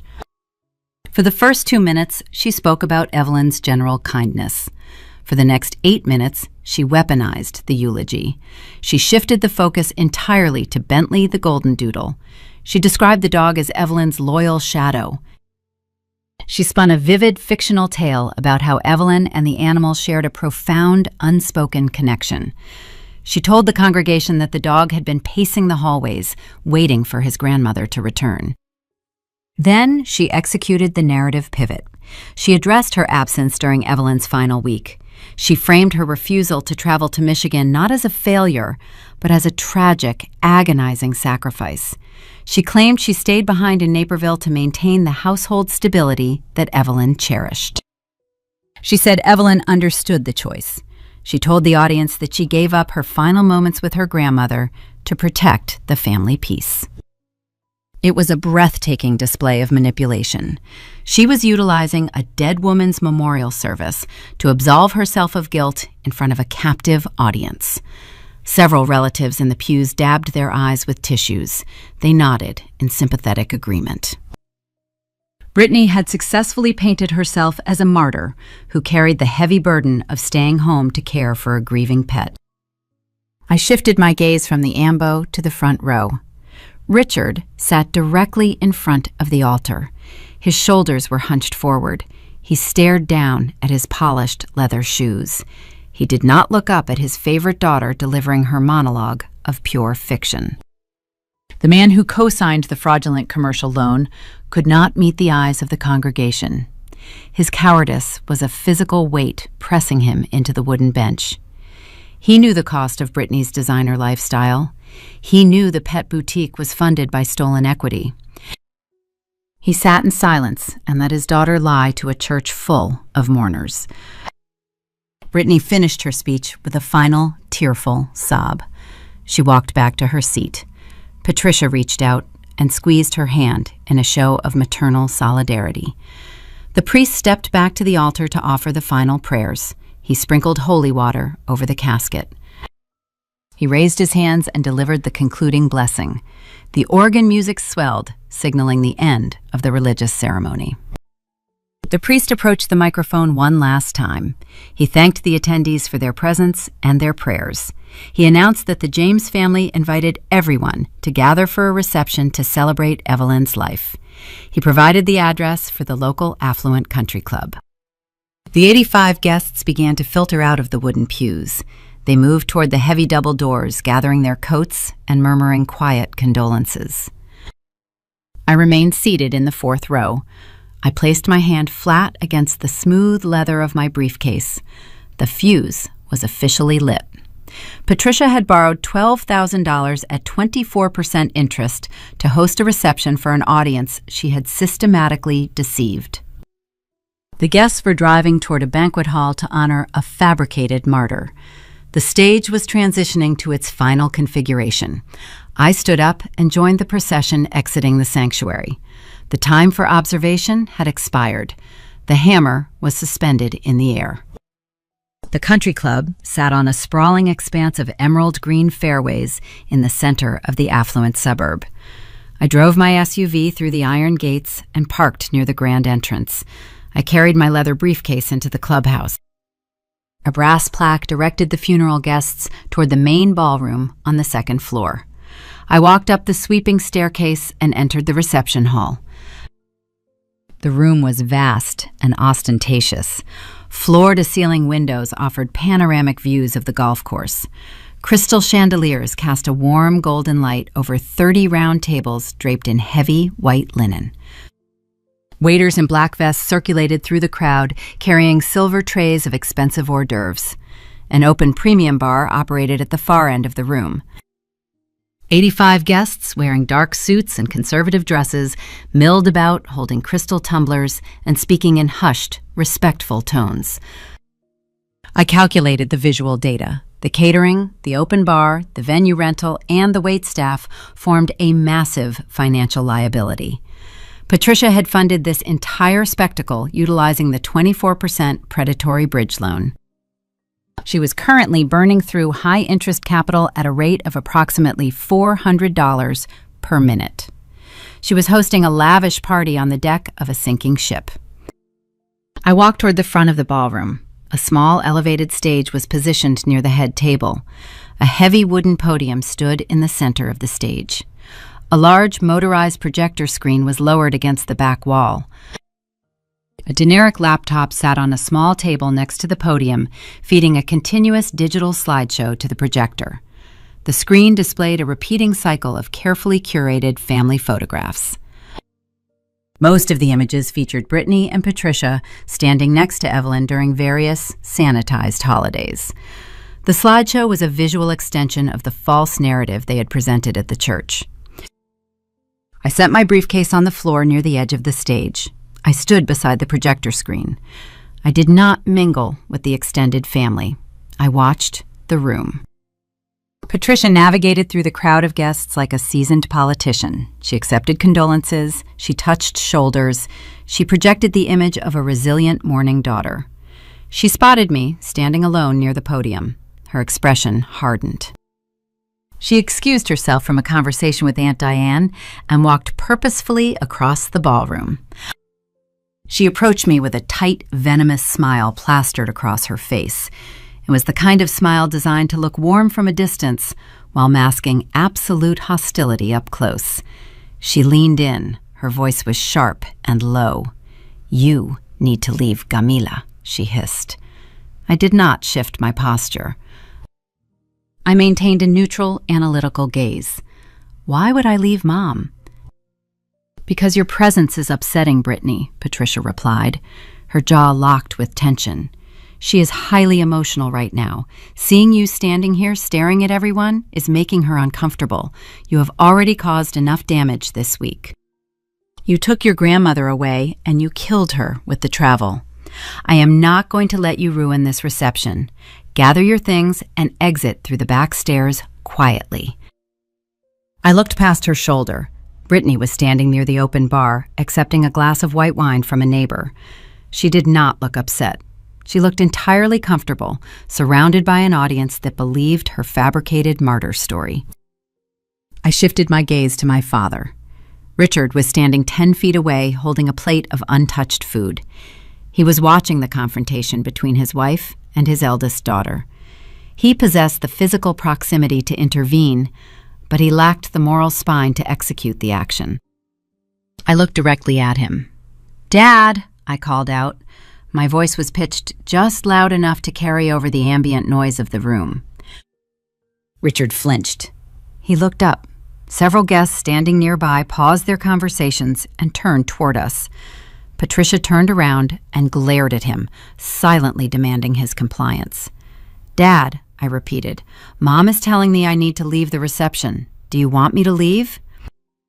Richard stood frozen. He was trapped between the overwhelming force of his wife's hostility and the public exposure of a family dispute. He looked at the plate in his hands. He looked at the polished hardwood floor. He swallowed hard.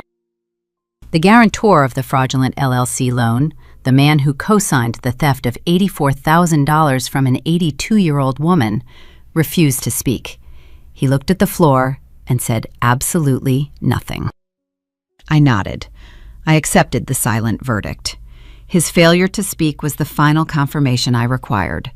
The opposition had refused the opportunity to correct their course.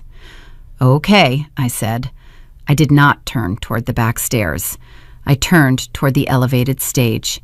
I stepped up onto the platform. I walked behind the heavy wooden podium. I leaned forward toward the microphone mounted on the stand. I tapped the metal grill once. A sharp, resonant thump echoed through the ballroom speakers. The clinking of crystal glasses ceased immediately. The low hum of 85 conversations died away in a cascading wave of sudden silence. The waiters froze mid-stride. Every face in the room turned toward the stage. The guests stared at the estranged daughter who had allegedly caused the premature death of the family matriarch. The tension in the air was palpable, thick, and heavy. Patricia stood at the base of the stage. Her eyes widened in sheer panic. "Camila," she whispered sharply, her voice cracking. "Step down right now." I ignored her. I gripped the edges of the podium. I did not shout. I did not cry. I did not display a single ounce of emotional distress. I engaged the clear, unhurried, resonant voice I utilized in corporate boardrooms when dismantling fraudulent risk models. "Thank you all for coming today to honor Evelyn," I said. The microphone carried my words into every corner of the vast room. "I appreciate you taking the time to gather here." The audience shifted uncomfortably. Aunt Diane crossed her arms. Uncle Robert frowned. They were anticipating an erratic, emotional outburst. They were expecting the unstable villain Patricia had described to them. Brittany spoke beautifully today at the church. I continued. My tone was calm and measured. She delivered a very moving account of Evelyn's final days and the profound sacrifices that were made. Brittany looked up from the bar. She offered a hesitant, uncertain smile. She did not understand the direction of the presentation. "But a memorial service should reflect the truth," I said. I looked out over the sea of dark suits and conservative dresses, and Evelyn wanted the opportunity to speak for herself. I reached into the pocket of my black suit jacket. My fingers closed around the small metal casing of the digital flash drive. I pulled it out. I stepped away from the microphone. I walked over to the small table holding the laptop. I minimized the generic slideshow software. The projector screen went blank. I inserted the flash drive into the USB port. The computer recognized the external hardware. A folder appeared on the desktop monitor. I double-clicked the icon. A single video file loaded into the media player. I moved my hand over the computer mouse. I hovered the cursor directly over the playback control button. The reception hall was perfectly silent. 85 people held their breath. Patricia took a frantic step toward the stairs leading up to the stage. I pressed play. I pressed the left mouse button. The digital media player registered the command. The high-lumen projector mounted on the ballroom ceiling engaged with a low mechanical hum. A towering beam of pure white light cut through the dim atmosphere of the country club. The illumination struck the 10-foot canvas screen positioned behind the wooden podium. The generic slideshow of sanitized holiday memories vanished. A high-definition video file filled the expansive canvas. The visual clarity was flawless. The framing showcased the wooden wraparound porch of the Michigan rental cabin. The background featured the spectacular bruised purple and burnt orange sunset descending over Lake Huron. Sitting in the center of the frame was Evelyn. The visual impact on the 85 guests was immediate and profound. They had just spent 2 hours mourning a woman they were told was frail, confused, and broken by an arduous journey. The woman projected onto the wall in front of them was none of those things. Her posture was upright. Her pale blue eyes were sharp and focused. The transparent oxygen tubing rested securely beneath her nose, but she did not look weak. She looked like a judge preparing to read a terminal verdict. The country club sound system was designed to amplify live bands and keynote speakers. When the audio track of the video engaged, the rhythmic, pneumatic hiss of the oxygen concentrator echoed across the banquet hall with startling clarity. Evelyn looked directly into the camera lens. Her voice boomed over the overhead speakers, rich and resonant. "My name is Evelyn Grace Miller," she stated. "Today is Thursday, October 14th. I am recording this statement of my own free will. I am entirely lucid." I stood beside the small table holding the laptop.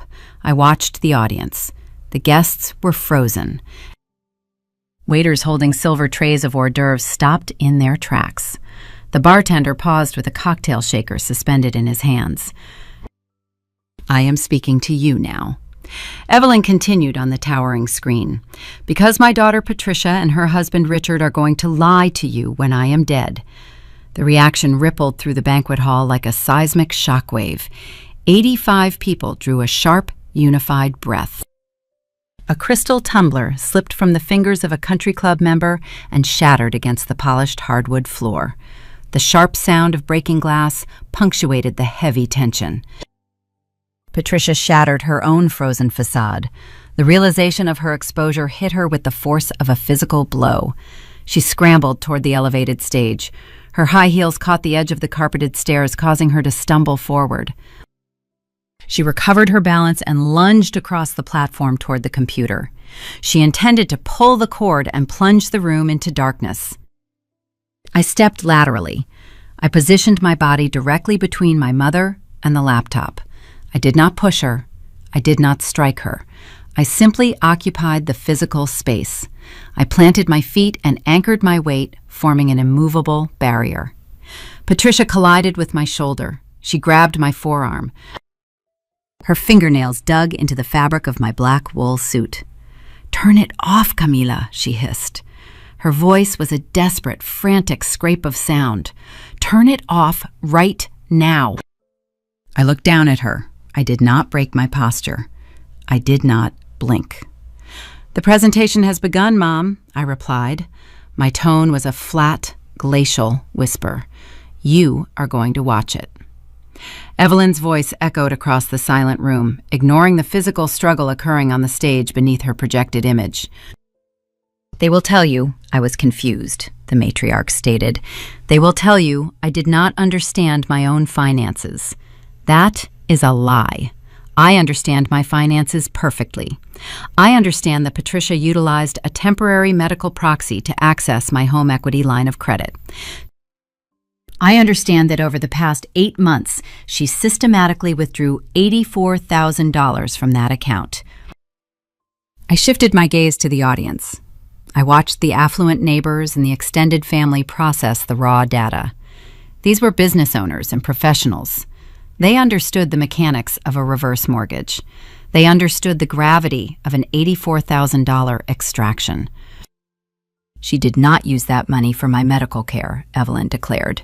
She used that money to fund a commercial retail venture called Paws and Posh LLC.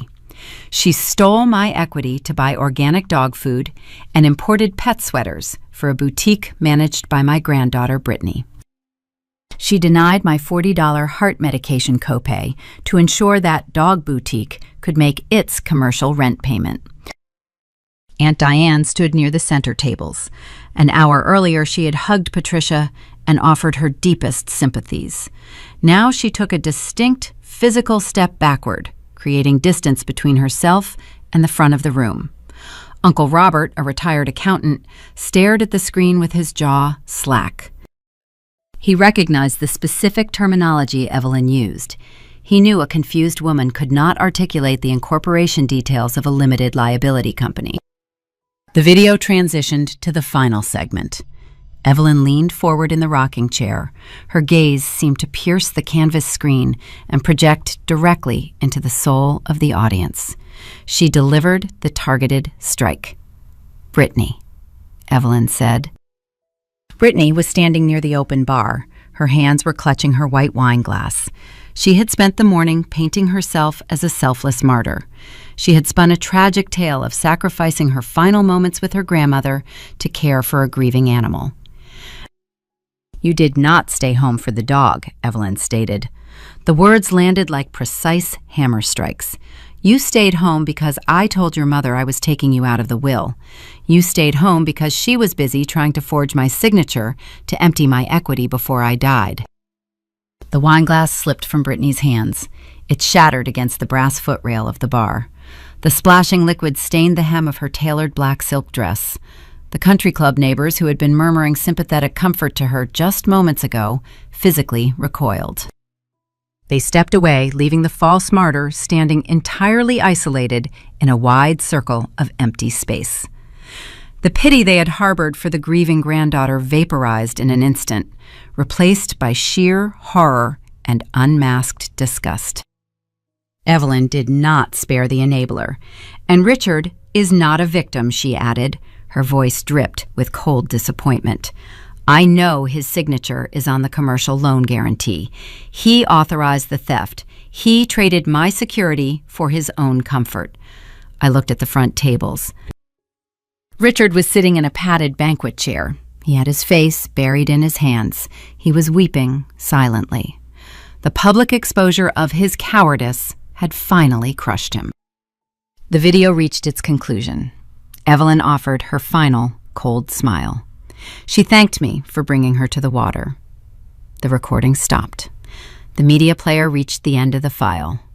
The towering canvas screen faded to pure black. The bright beam of the projector switched to a muted standby glow. The rhythmic hiss of the oxygen concentrator vanished, leaving a sudden, jarring void. The silence that descended upon the country club ballroom was heavy enough to crush bone. It weighed 10 tons. 85 guests stood paralyzed in the aftermath of the digital execution. They had just witnessed a dying woman meticulously dismantle her own family from beyond the grave. The elegant reception funded by predatory debt had transformed into a public tribunal. The facade was destroyed. The truth was echoing off the crystal chandeliers. Patricia slowly released her grip on my arm. She stepped back from the podium. She turned her head and looked out at the sea of faces staring back at her. The room was waiting for an explanation. The audience was demanding a defense. The silence stretched for 10 grueling seconds. It was a dense, suffocating quiet that magnified every small movement in the ballroom. A waiter nervously shifted his weight, causing a silver tray to rattle faintly against his hip. The sound snapped the tension. Patricia broke. Her manufactured composure shattered entirely. She thrust her arm toward the black canvas screen and unleashed a scream that tore through the refined atmosphere of the country club. "It is a lie." She shrieked. Her voice bordered on feral. The refined suburban matriarch vanished, replaced by a cornered predator. Camila fabricated this entire thing. She works with computers. She hired someone to make a digital forgery. It is an artificial intelligence deepfake designed to steal the estate and humiliate this family. Look at the video. Look at the lighting. It is not real. She spun toward the audience, projecting her hysteria outward. She expected the neighbors to rally to her defense. She expected the extended relatives to embrace the denial, because acknowledging the alternative meant accepting they had mourned a woman whose own daughter murdered her slowly for commercial rent money. The audience did not rally. They stared at Patricia with a mixture of revulsion and mounting clarity. The detail provided in the video was too specific. The cadence of Evelyn's voice was too perfect. An actuary does not program artificial intelligence to invent a missing $40 pharmacy copay. I did not raise my voice to match her volume. I did not engage in a screaming match. Shouting signals a loss of control. I maintained the cold, precise focus of a forensic auditor presenting irrefutable findings to a hostile board of directors. I stepped away from the podium. I reached down and retrieved my leather briefcase from the floor. I placed the briefcase flat on the edge of the large catering table positioned near the stage. I unlatched the brass clasps. The metallic click echoed sharply. I opened the lid. I pulled out the rigid, fireproof blue folder.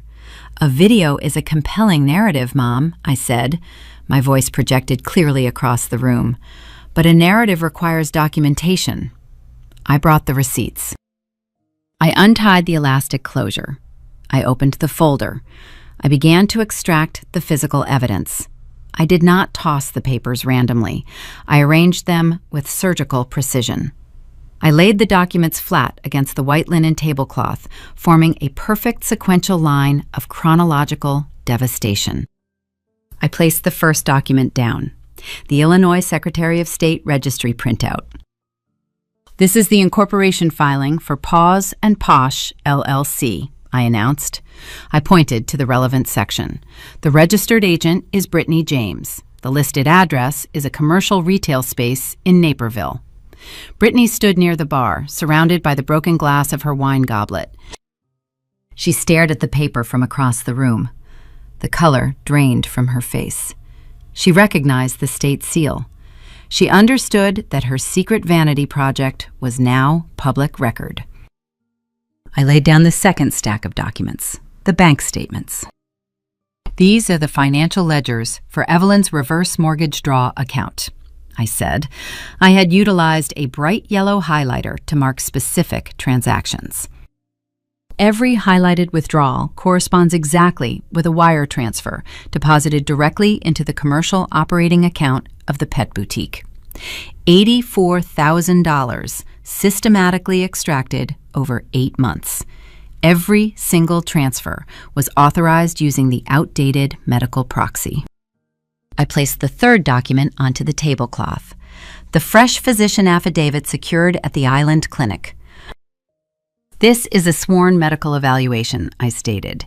"It was conducted by an independent physician less than 48 hours ago.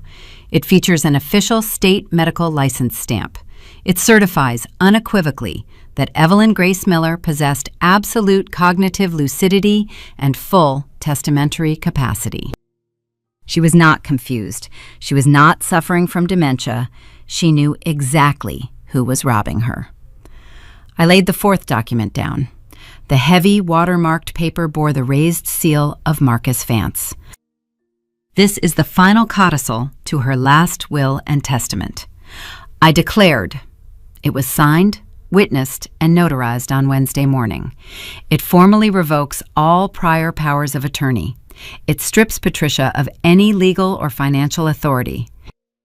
It names me as the sole executor of the estate and grants me complete control over the recovery of all stolen assets. I paused.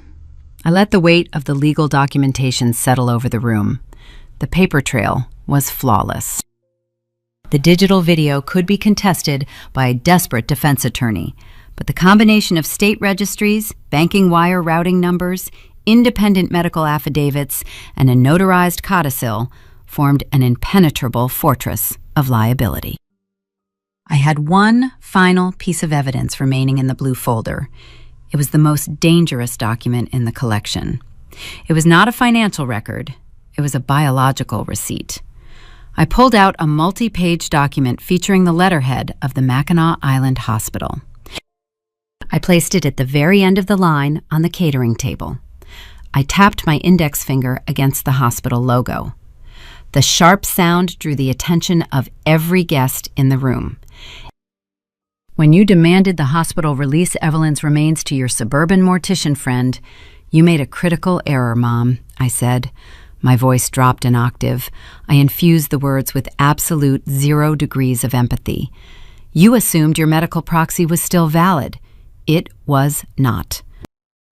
I utilized my superseding authority as the executor to order a comprehensive medical review, including a full toxicology screening.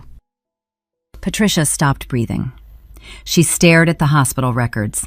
The frantic energy drained from her posture, leaving behind a rigid, terrified stillness.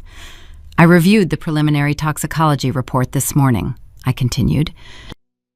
The screening confirmed the complete absence of her prescribed cardiovascular stabilization medication, the medication she required to prevent a fatal cardiac event, the medication you refused to purchase because you claimed the Medicare system experienced a glitch. I took a slow, deliberate step toward her. I closed the physical distance between us until I was standing less than 2 feet away.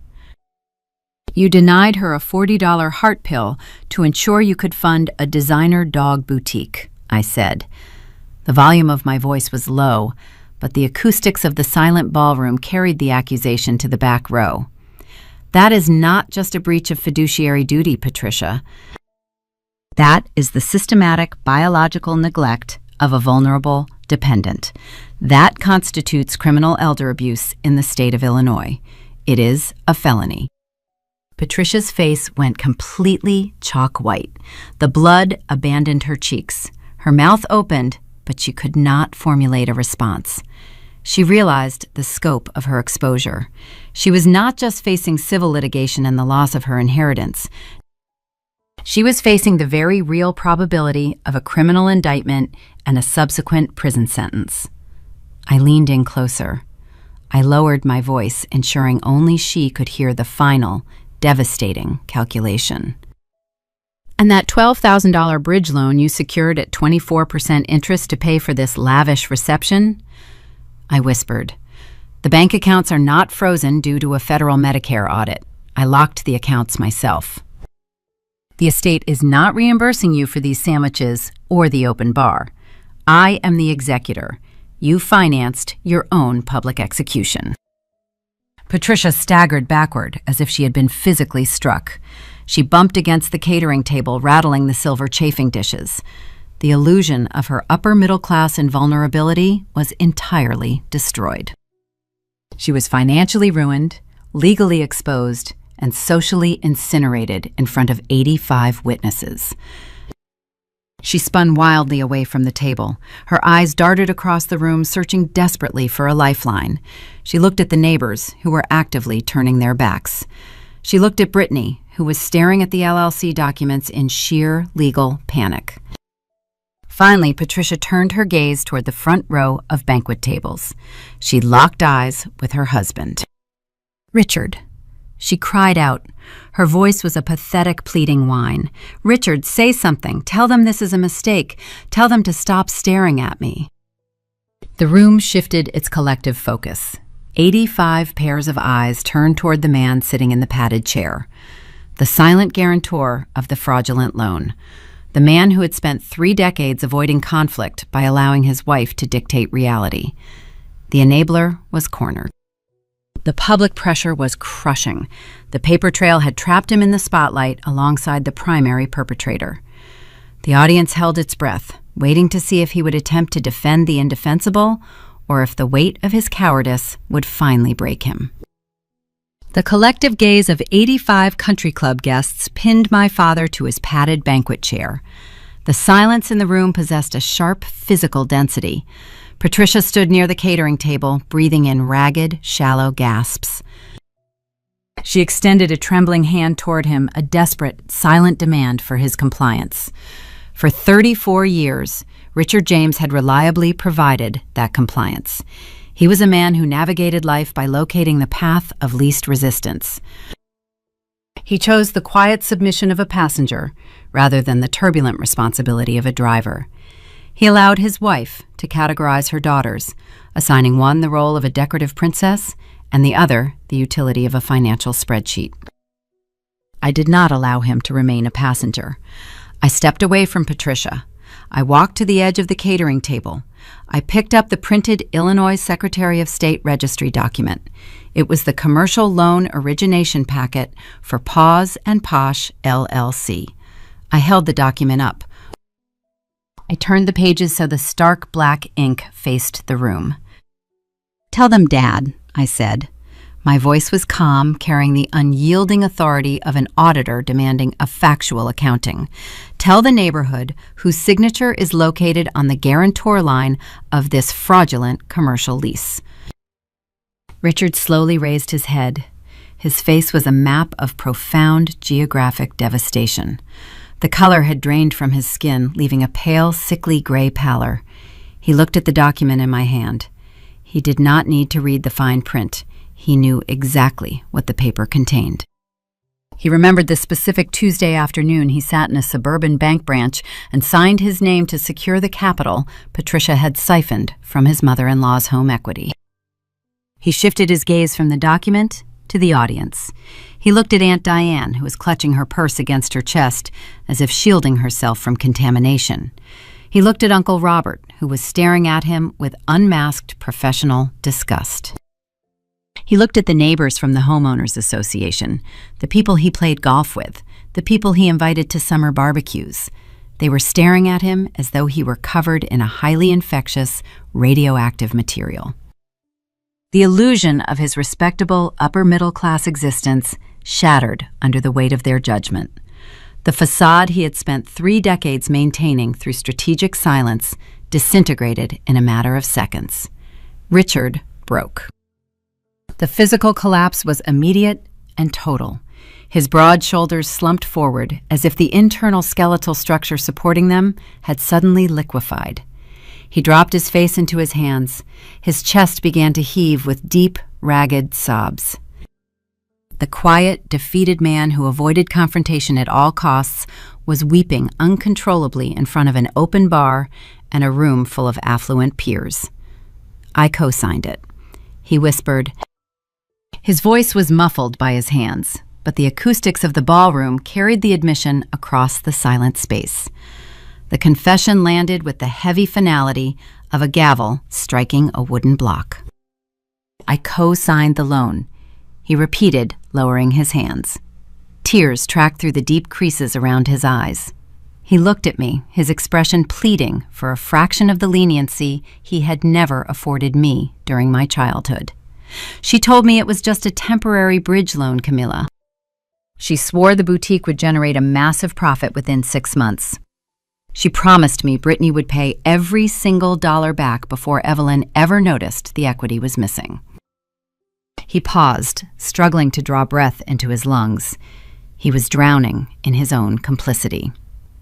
When Evelyn asked about the Michigan trip, Patricia panicked. Richard confessed, his voice trembling with pathetic fragility. The account was overdrawn. There was no money left for the deposit. I knew the excuse about the dog was a lie. I knew she was stealing from her own mother. I let her cancel the trip to cover it up because I did not want the argument. I just wanted the house to be quiet. I stared at him. I processed the admission. He had traded a dying woman's final request to see a lake for the illusion of domestic tranquility. He had prioritized the absence of a marital argument over the basic biological survival of a vulnerable dependent. I looked at my father with absolute 0 degrees of sympathy. I calculated the moral deficit and found a negative integer. You let her cancel a dying woman's final wish for a golden doodle, Dad, I said. My tone was surgical, slicing through his pathetic defense. You did not just turn a blind eye to the theft. You facilitated the transaction. You authorized the commercial lease. You provided the necessary secondary signature to bypass the banking safeguards. You did not just sit in the passenger seat while Patricia robbed her mother. You drove the getaway car. Patricia lunged forward. She closed the distance between the catering table and Richard's chair in 3 frantic strides. She struck him. It was not a calculated slap, but a desperate, flailing strike against his shoulder. "Shut up, Richard," she screamed, her voice cracking into a high-pitched shriek. "Shut your mouth, right now. You are ruining everything. You are confusing the narrative. Stop talking to her." She grabbed the lapel of his dark suit jacket, attempting to physically shake him into silence. She was trying to force the toothpaste back into the tube. She was trying to reconstruct the shattered facade through sheer aggressive volume. It was a futile exercise. The damage was irrevocable. Richard's public weeping and his explicit verbal confession provided the final structural validation for every piece of paper resting on the catering table. The neighbors did not need to verify the state notary seals or analyze the bank routing numbers.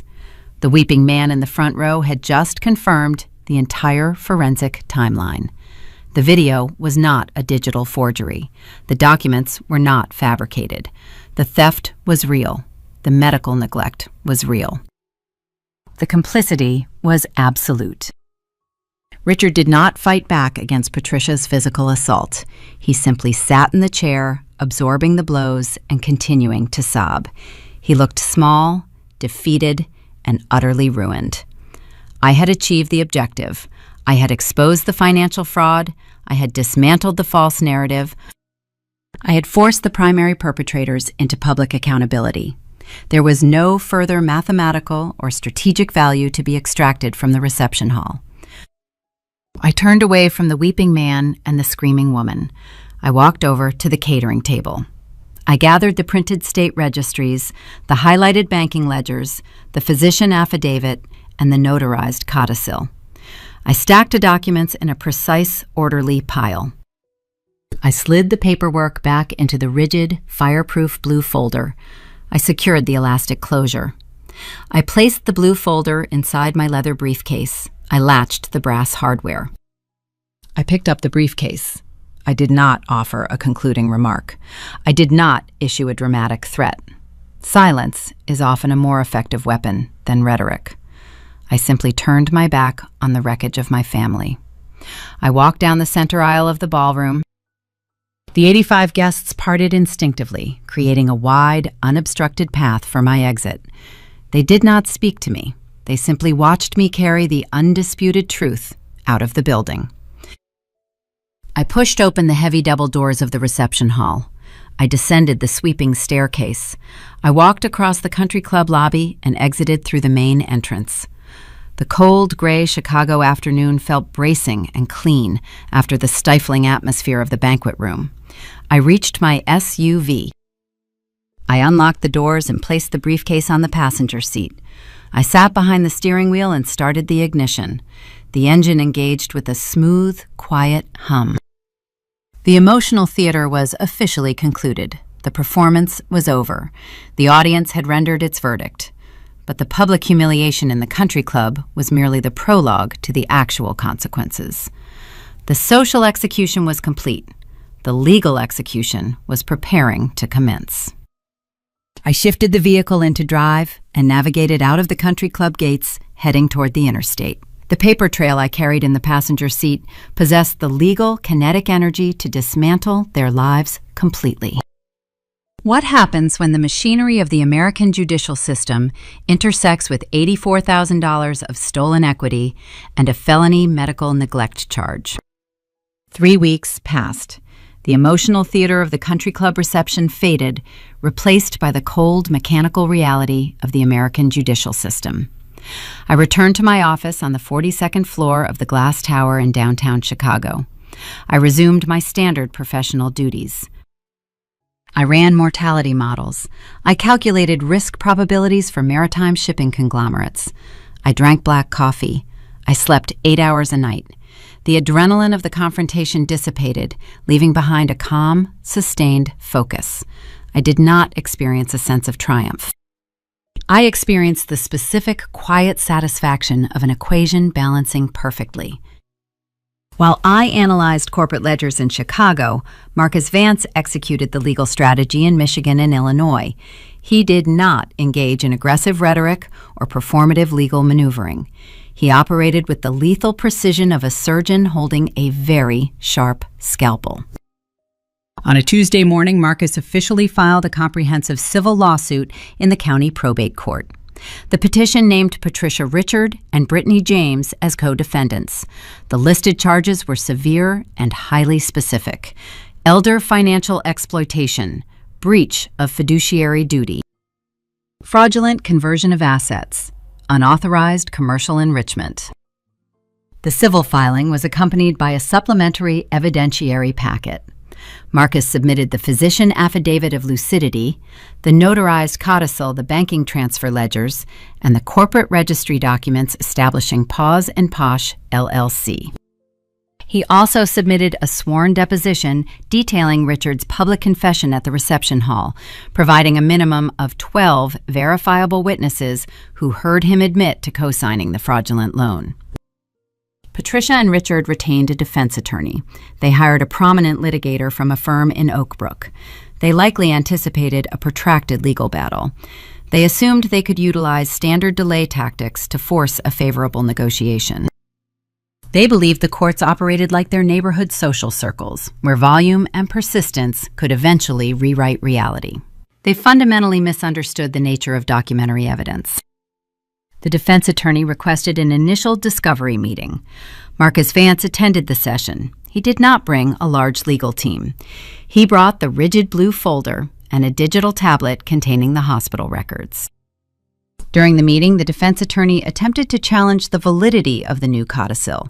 He argued that the initial medical power of attorney Patricia secured during the urinary tract infection established a baseline of cognitive decline. Marcus did not argue the medical timeline. He simply pushed the digital tablet across the conference table. The screen displayed the preliminary toxicology report from the Mackinac Island Hospital. He explicitly highlighted the complete absence of Evelyn's prescribed cardiovascular stabilization medication in her bloodstream at the time of death.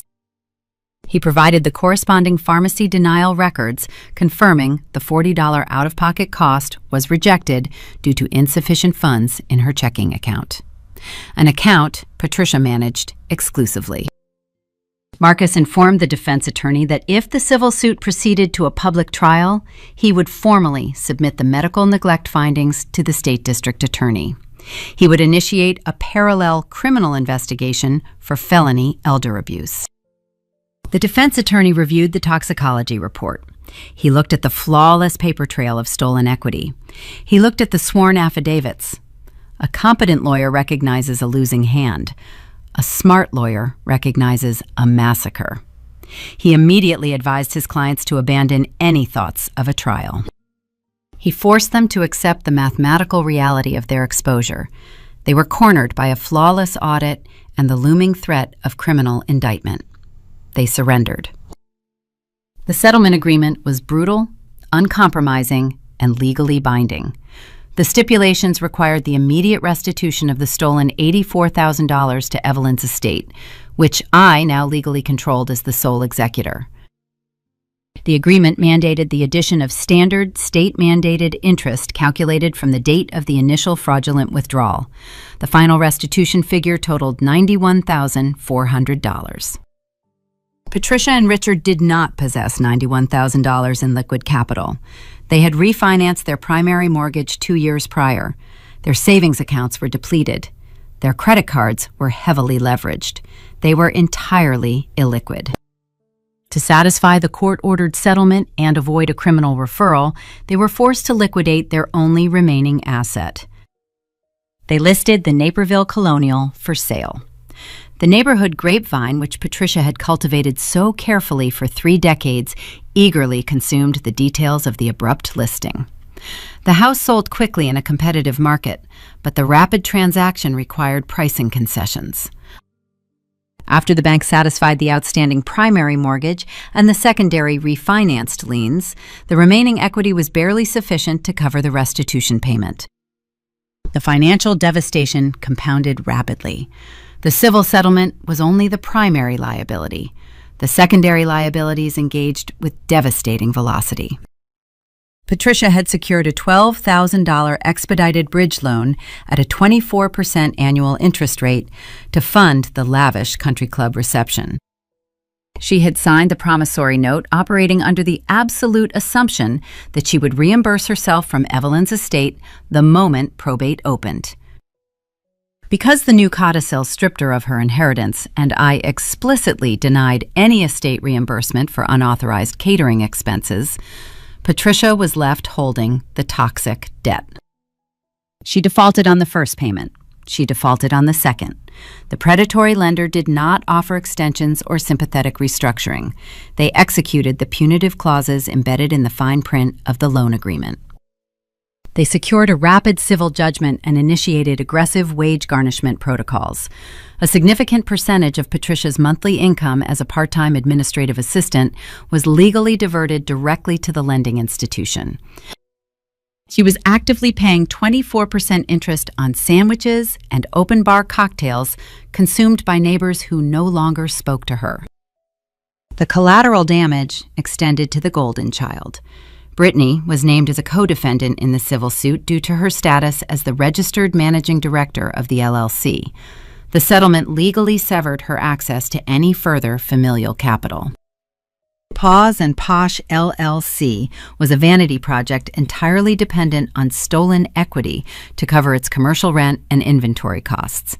Cut off from the illicit funding pipeline, the boutique collapsed within 45 days. The commercial landlord initiated eviction proceedings for non-payment of rent. The suppliers halted deliveries. Brittany was forced to file for Chapter 7 commercial bankruptcy. The imported dog sweaters and organic venison treats were liquidated by a court-appointed trustee to satisfy a fraction of her outstanding vendor debts. I monitored the procedural fallout from my desk in Chicago.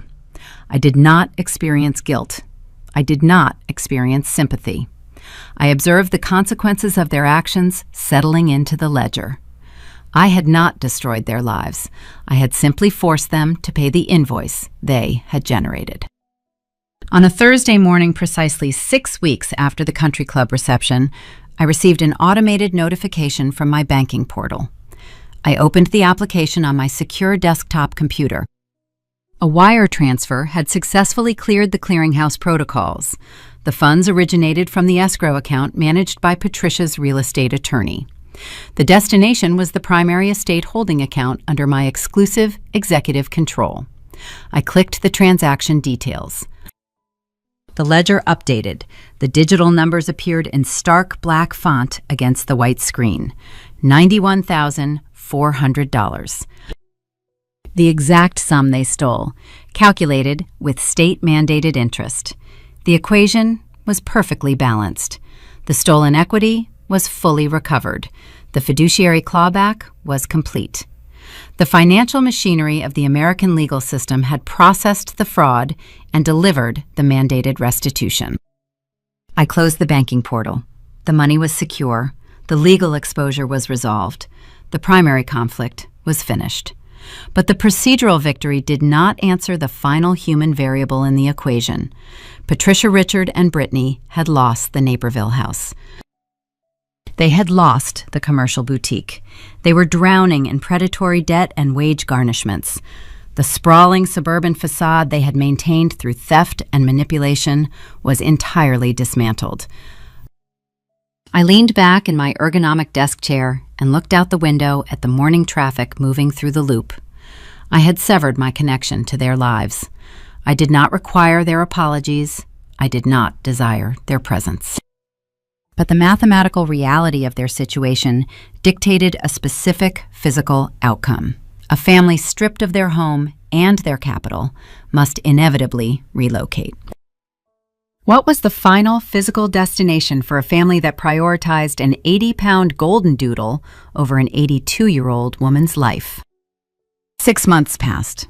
The calendar shifted from the bitter winds of an Illinois winter into the slow, steady thaw of early spring. I did not speak to my parents or my sister during that interval. I did not send holiday greetings. I did not monitor their social media profiles to observe their decline. I excised them from my daily routine with the same clinical detachment I utilize to remove corrupted data points from a mortality projection. The recovered restitution funds sat in the primary estate ledger for exactly 2 weeks. I did not require the $91,400 to sustain my own lifestyle. My salary as a senior corporate actuary provided more than adequate capital for my downtown apartment and my investment portfolios.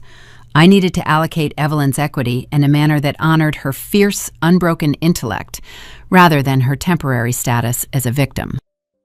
I contacted the endowment office of a highly regarded women's liberal arts college located just outside the Chicago city limits. I drafted a formal academic charter. I transferred the recovered sum to establish a perpetual educational trust. The Evelyn Grace Miller Memorial Scholarship is now awarded annually to a female undergraduate student pursuing a degree in applied mathematics or statistical science. Patricia always hated watching me balance the household checkbook when I was a child. She despised the rigid, undeniable truth of numbers. The stolen equity she tried to funnel into imported dog treats will now permanently fund the education of women who understand how to read a financial ledger and dismantle a fraud. Evelyn would have appreciated the precise mathematical utility of that transaction. While the endowment generated academic grants, the secondary consequences of the civil settlement finalized the geographical displacement of my former family. The foreclosure and subsequent rapid sale of the Naperville Colonial liquidated their primary shelter. Patricia's defaulted high-interest bridge loan and the resulting wage garnishments obliterated her credit score. Richard lacked the financial standing to secure a new mortgage. They were effectively barred from the affluent suburban housing market they had spent 3 decades trying to impress. They possessed only one viable housing option. They were forced to consolidate their living arrangements. Brittany rented a second-floor apartment in a sprawling concrete complex near a busy commercial intersection in Westmont. The unit measured exactly 712 square feet. It featured one primary bedroom, a single narrow bathroom, and a galley kitchen that opened directly into a small living area. Patricia and Richard packed whatever belongings they could salvage from the Colonial and moved into that confined space. The layout of their new reality was a masterpiece of poetic justice. 3 adult humans, accustomed to sprawling square footage and manufactured privacy, were now compressed into a single, noisy unit. They were not alone in the apartment. Bentley, the 80-pound designer golden doodle, shared the lease. The animal that Patricia utilized as a convenient excuse to cancel a dying woman's final vacation was now their permanent, inescapable roommate. The dog still possessed severe separation anxiety. Except now, when the animal paced the floors or whined for attention, it did not have a large suburban backyard or a dedicated mudroom to occupy. It dominated the cramped living room, where Richard presumably slept on a folding sofa. The illusion of their wealthy suburban matriarchy was dead. They were trapped in a financial and physical prison constructed entirely by their own choices. They had traded Evelyn's spacious, quiet house for a cramped apartment smelling of wet dog fur and cheap cooking oil. They shared one thin bathroom door. They listened to the drone of commercial traffic rolling past their single-pane windows. The mathematics of their punishment were elegant and unyielding. Every time Patricia tripped over a plush dog toy in that narrow hallway, she would be reminded of the exact price of her greed. I did not return to the Naperville district to witness their displacement. I preferred a different geography entirely. During the final estate reconciliation, I utilized a portion of my personal savings to purchase the Mackinac Island rental property outright. The timber cabin sitting on the wooded bluff overlooking Lake Huron belongs to me. It is late April. I am sitting on the wraparound wooden porch. The air coming off the water is cold and clean, carrying the scent of wet cedar and melting frost. The empty wooden rocking chair rests a few feet away. It is positioned exactly where Evelyn sat when she delivered her recorded testimony. The quiet rhythm of the lake washing against the shoreline fills the silence of the morning. My phone rests on the small wooden table next to my coffee mug. The screen illuminates. The device vibrates against the wood, producing a low humming sound. I look down at the display. The caller identification shows an unknown number. I recognize the area code. It is the specific routing prefix for the Naperville Commercial District. Perhaps it is Richard, calling from a borrowed office phone. Perhaps it is Patricia, hoping the passage of 6 months has softened my resolve and eroded my boundaries. I do not reach for the device. I do not press the red icon to decline the call. Declining a call is a physical action.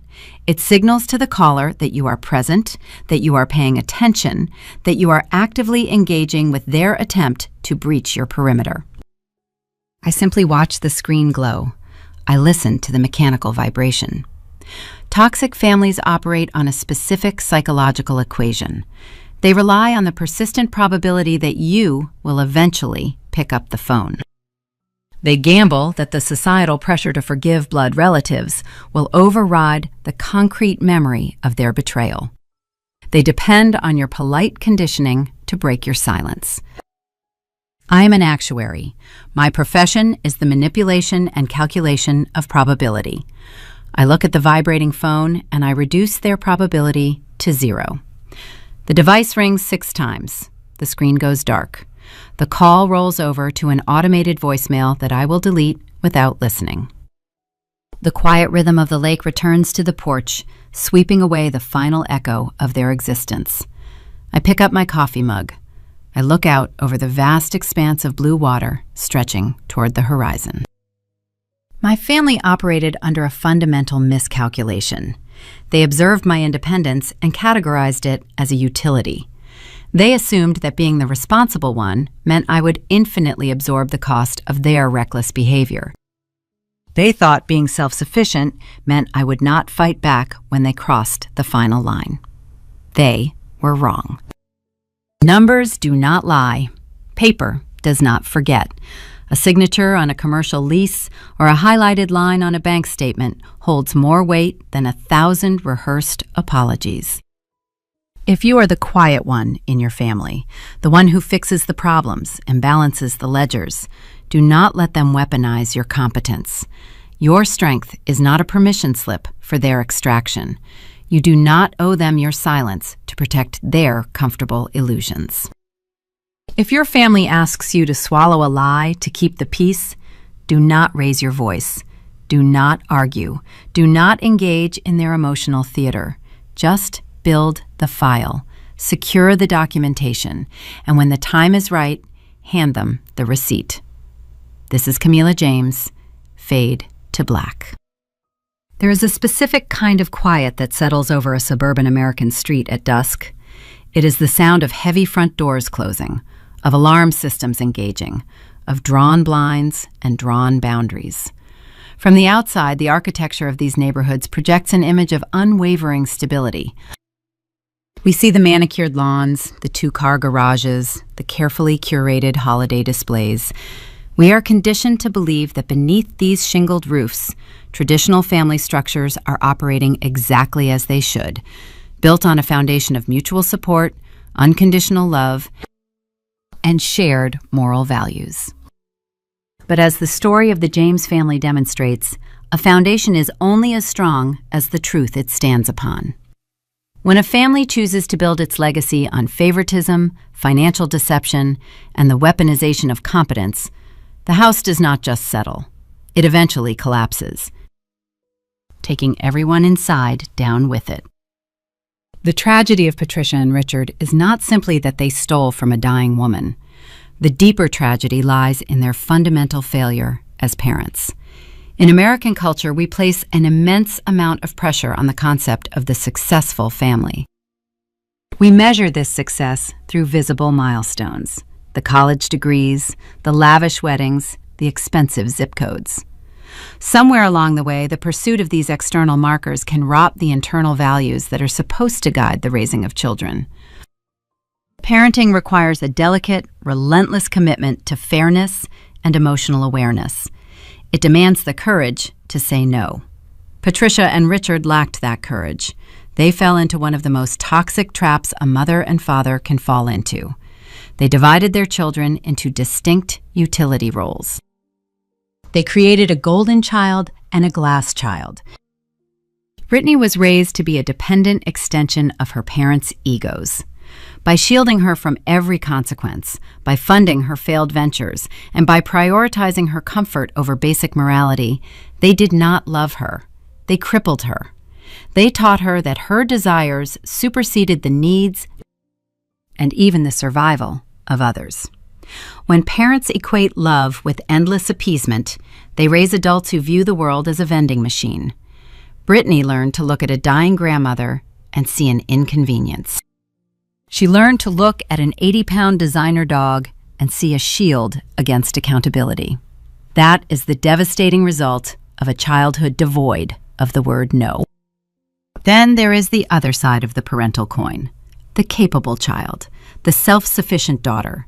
In our society, we applaud independence. We hand out badges of honor to the children who figure it out on their own. We praise the 12-year-old who balances the checkbook, the teenager who never asks for help, the adult who builds a secure life without a safety net. But within a dysfunctional family structure, that praise is often a Trojan horse. For parents like Patricia and Richard, a self-sufficient child is not a source of pride.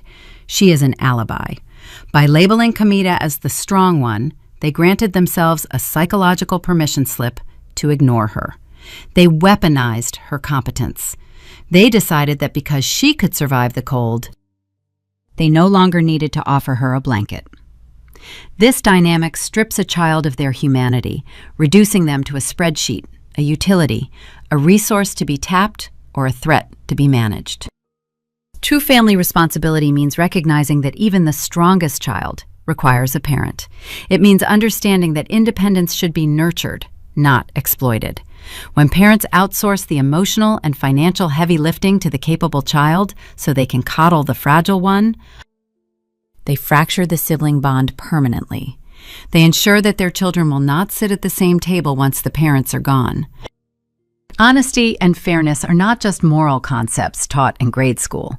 They are the mortar that holds a traditional family together through decades of pressure. Patricia traded her integrity for the illusion of a wealthy neighborhood facade. Richard traded his moral spine for the illusion of marital peace. They both forgot that children are highly observant witnesses. Children do not learn your values from the speeches you give at church. They learn your values from the checkbook you leave on the kitchen counter. They learn what you truly revere by watching who you sacrifice when the bills come due. When you raise children in an environment where the truth is considered an act of hostility, you are teaching them to speak the language of betrayal. You are telling them that appearances are the only currency that matters. And eventually, a child raised in that environment will grow up. They will learn how to read the ledger. They will see the staggering cost of the lies you told to keep the peace. If this reflection resonates with a quiet, guarded place in your own history, you are not alone. If you have ever been the daughter who was expected to absorb the cost of a family illusion, or the son who watched a sibling be crowned while you were handed a mop, There is a community here that understands the exact weight of that burden. We talk about the ledgers. We talk about the receipts. Follow the channel Aura of Vengeance. Join us as we continue to shine a very bright light into the quiet corners of the American dream. As we look back at the empty, cramped apartment in Westmont and the quiet, pristine porch on Mackinac Island, we are left with a lingering question about the nature of family. We are taught that blood is supposed to mean loyalty.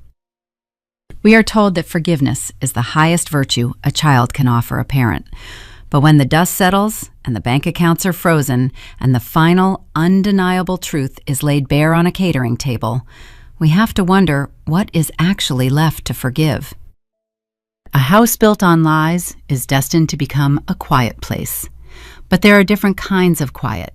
There is the tense, suffocating quiet of a family holding its breath, terrified that someone will finally turn on the lights. And there is the cold, clean quiet of a woman sitting alone on a wooden porch, looking out over a vast lake, knowing she will never have to shrink herself to fit into their illusion ever again.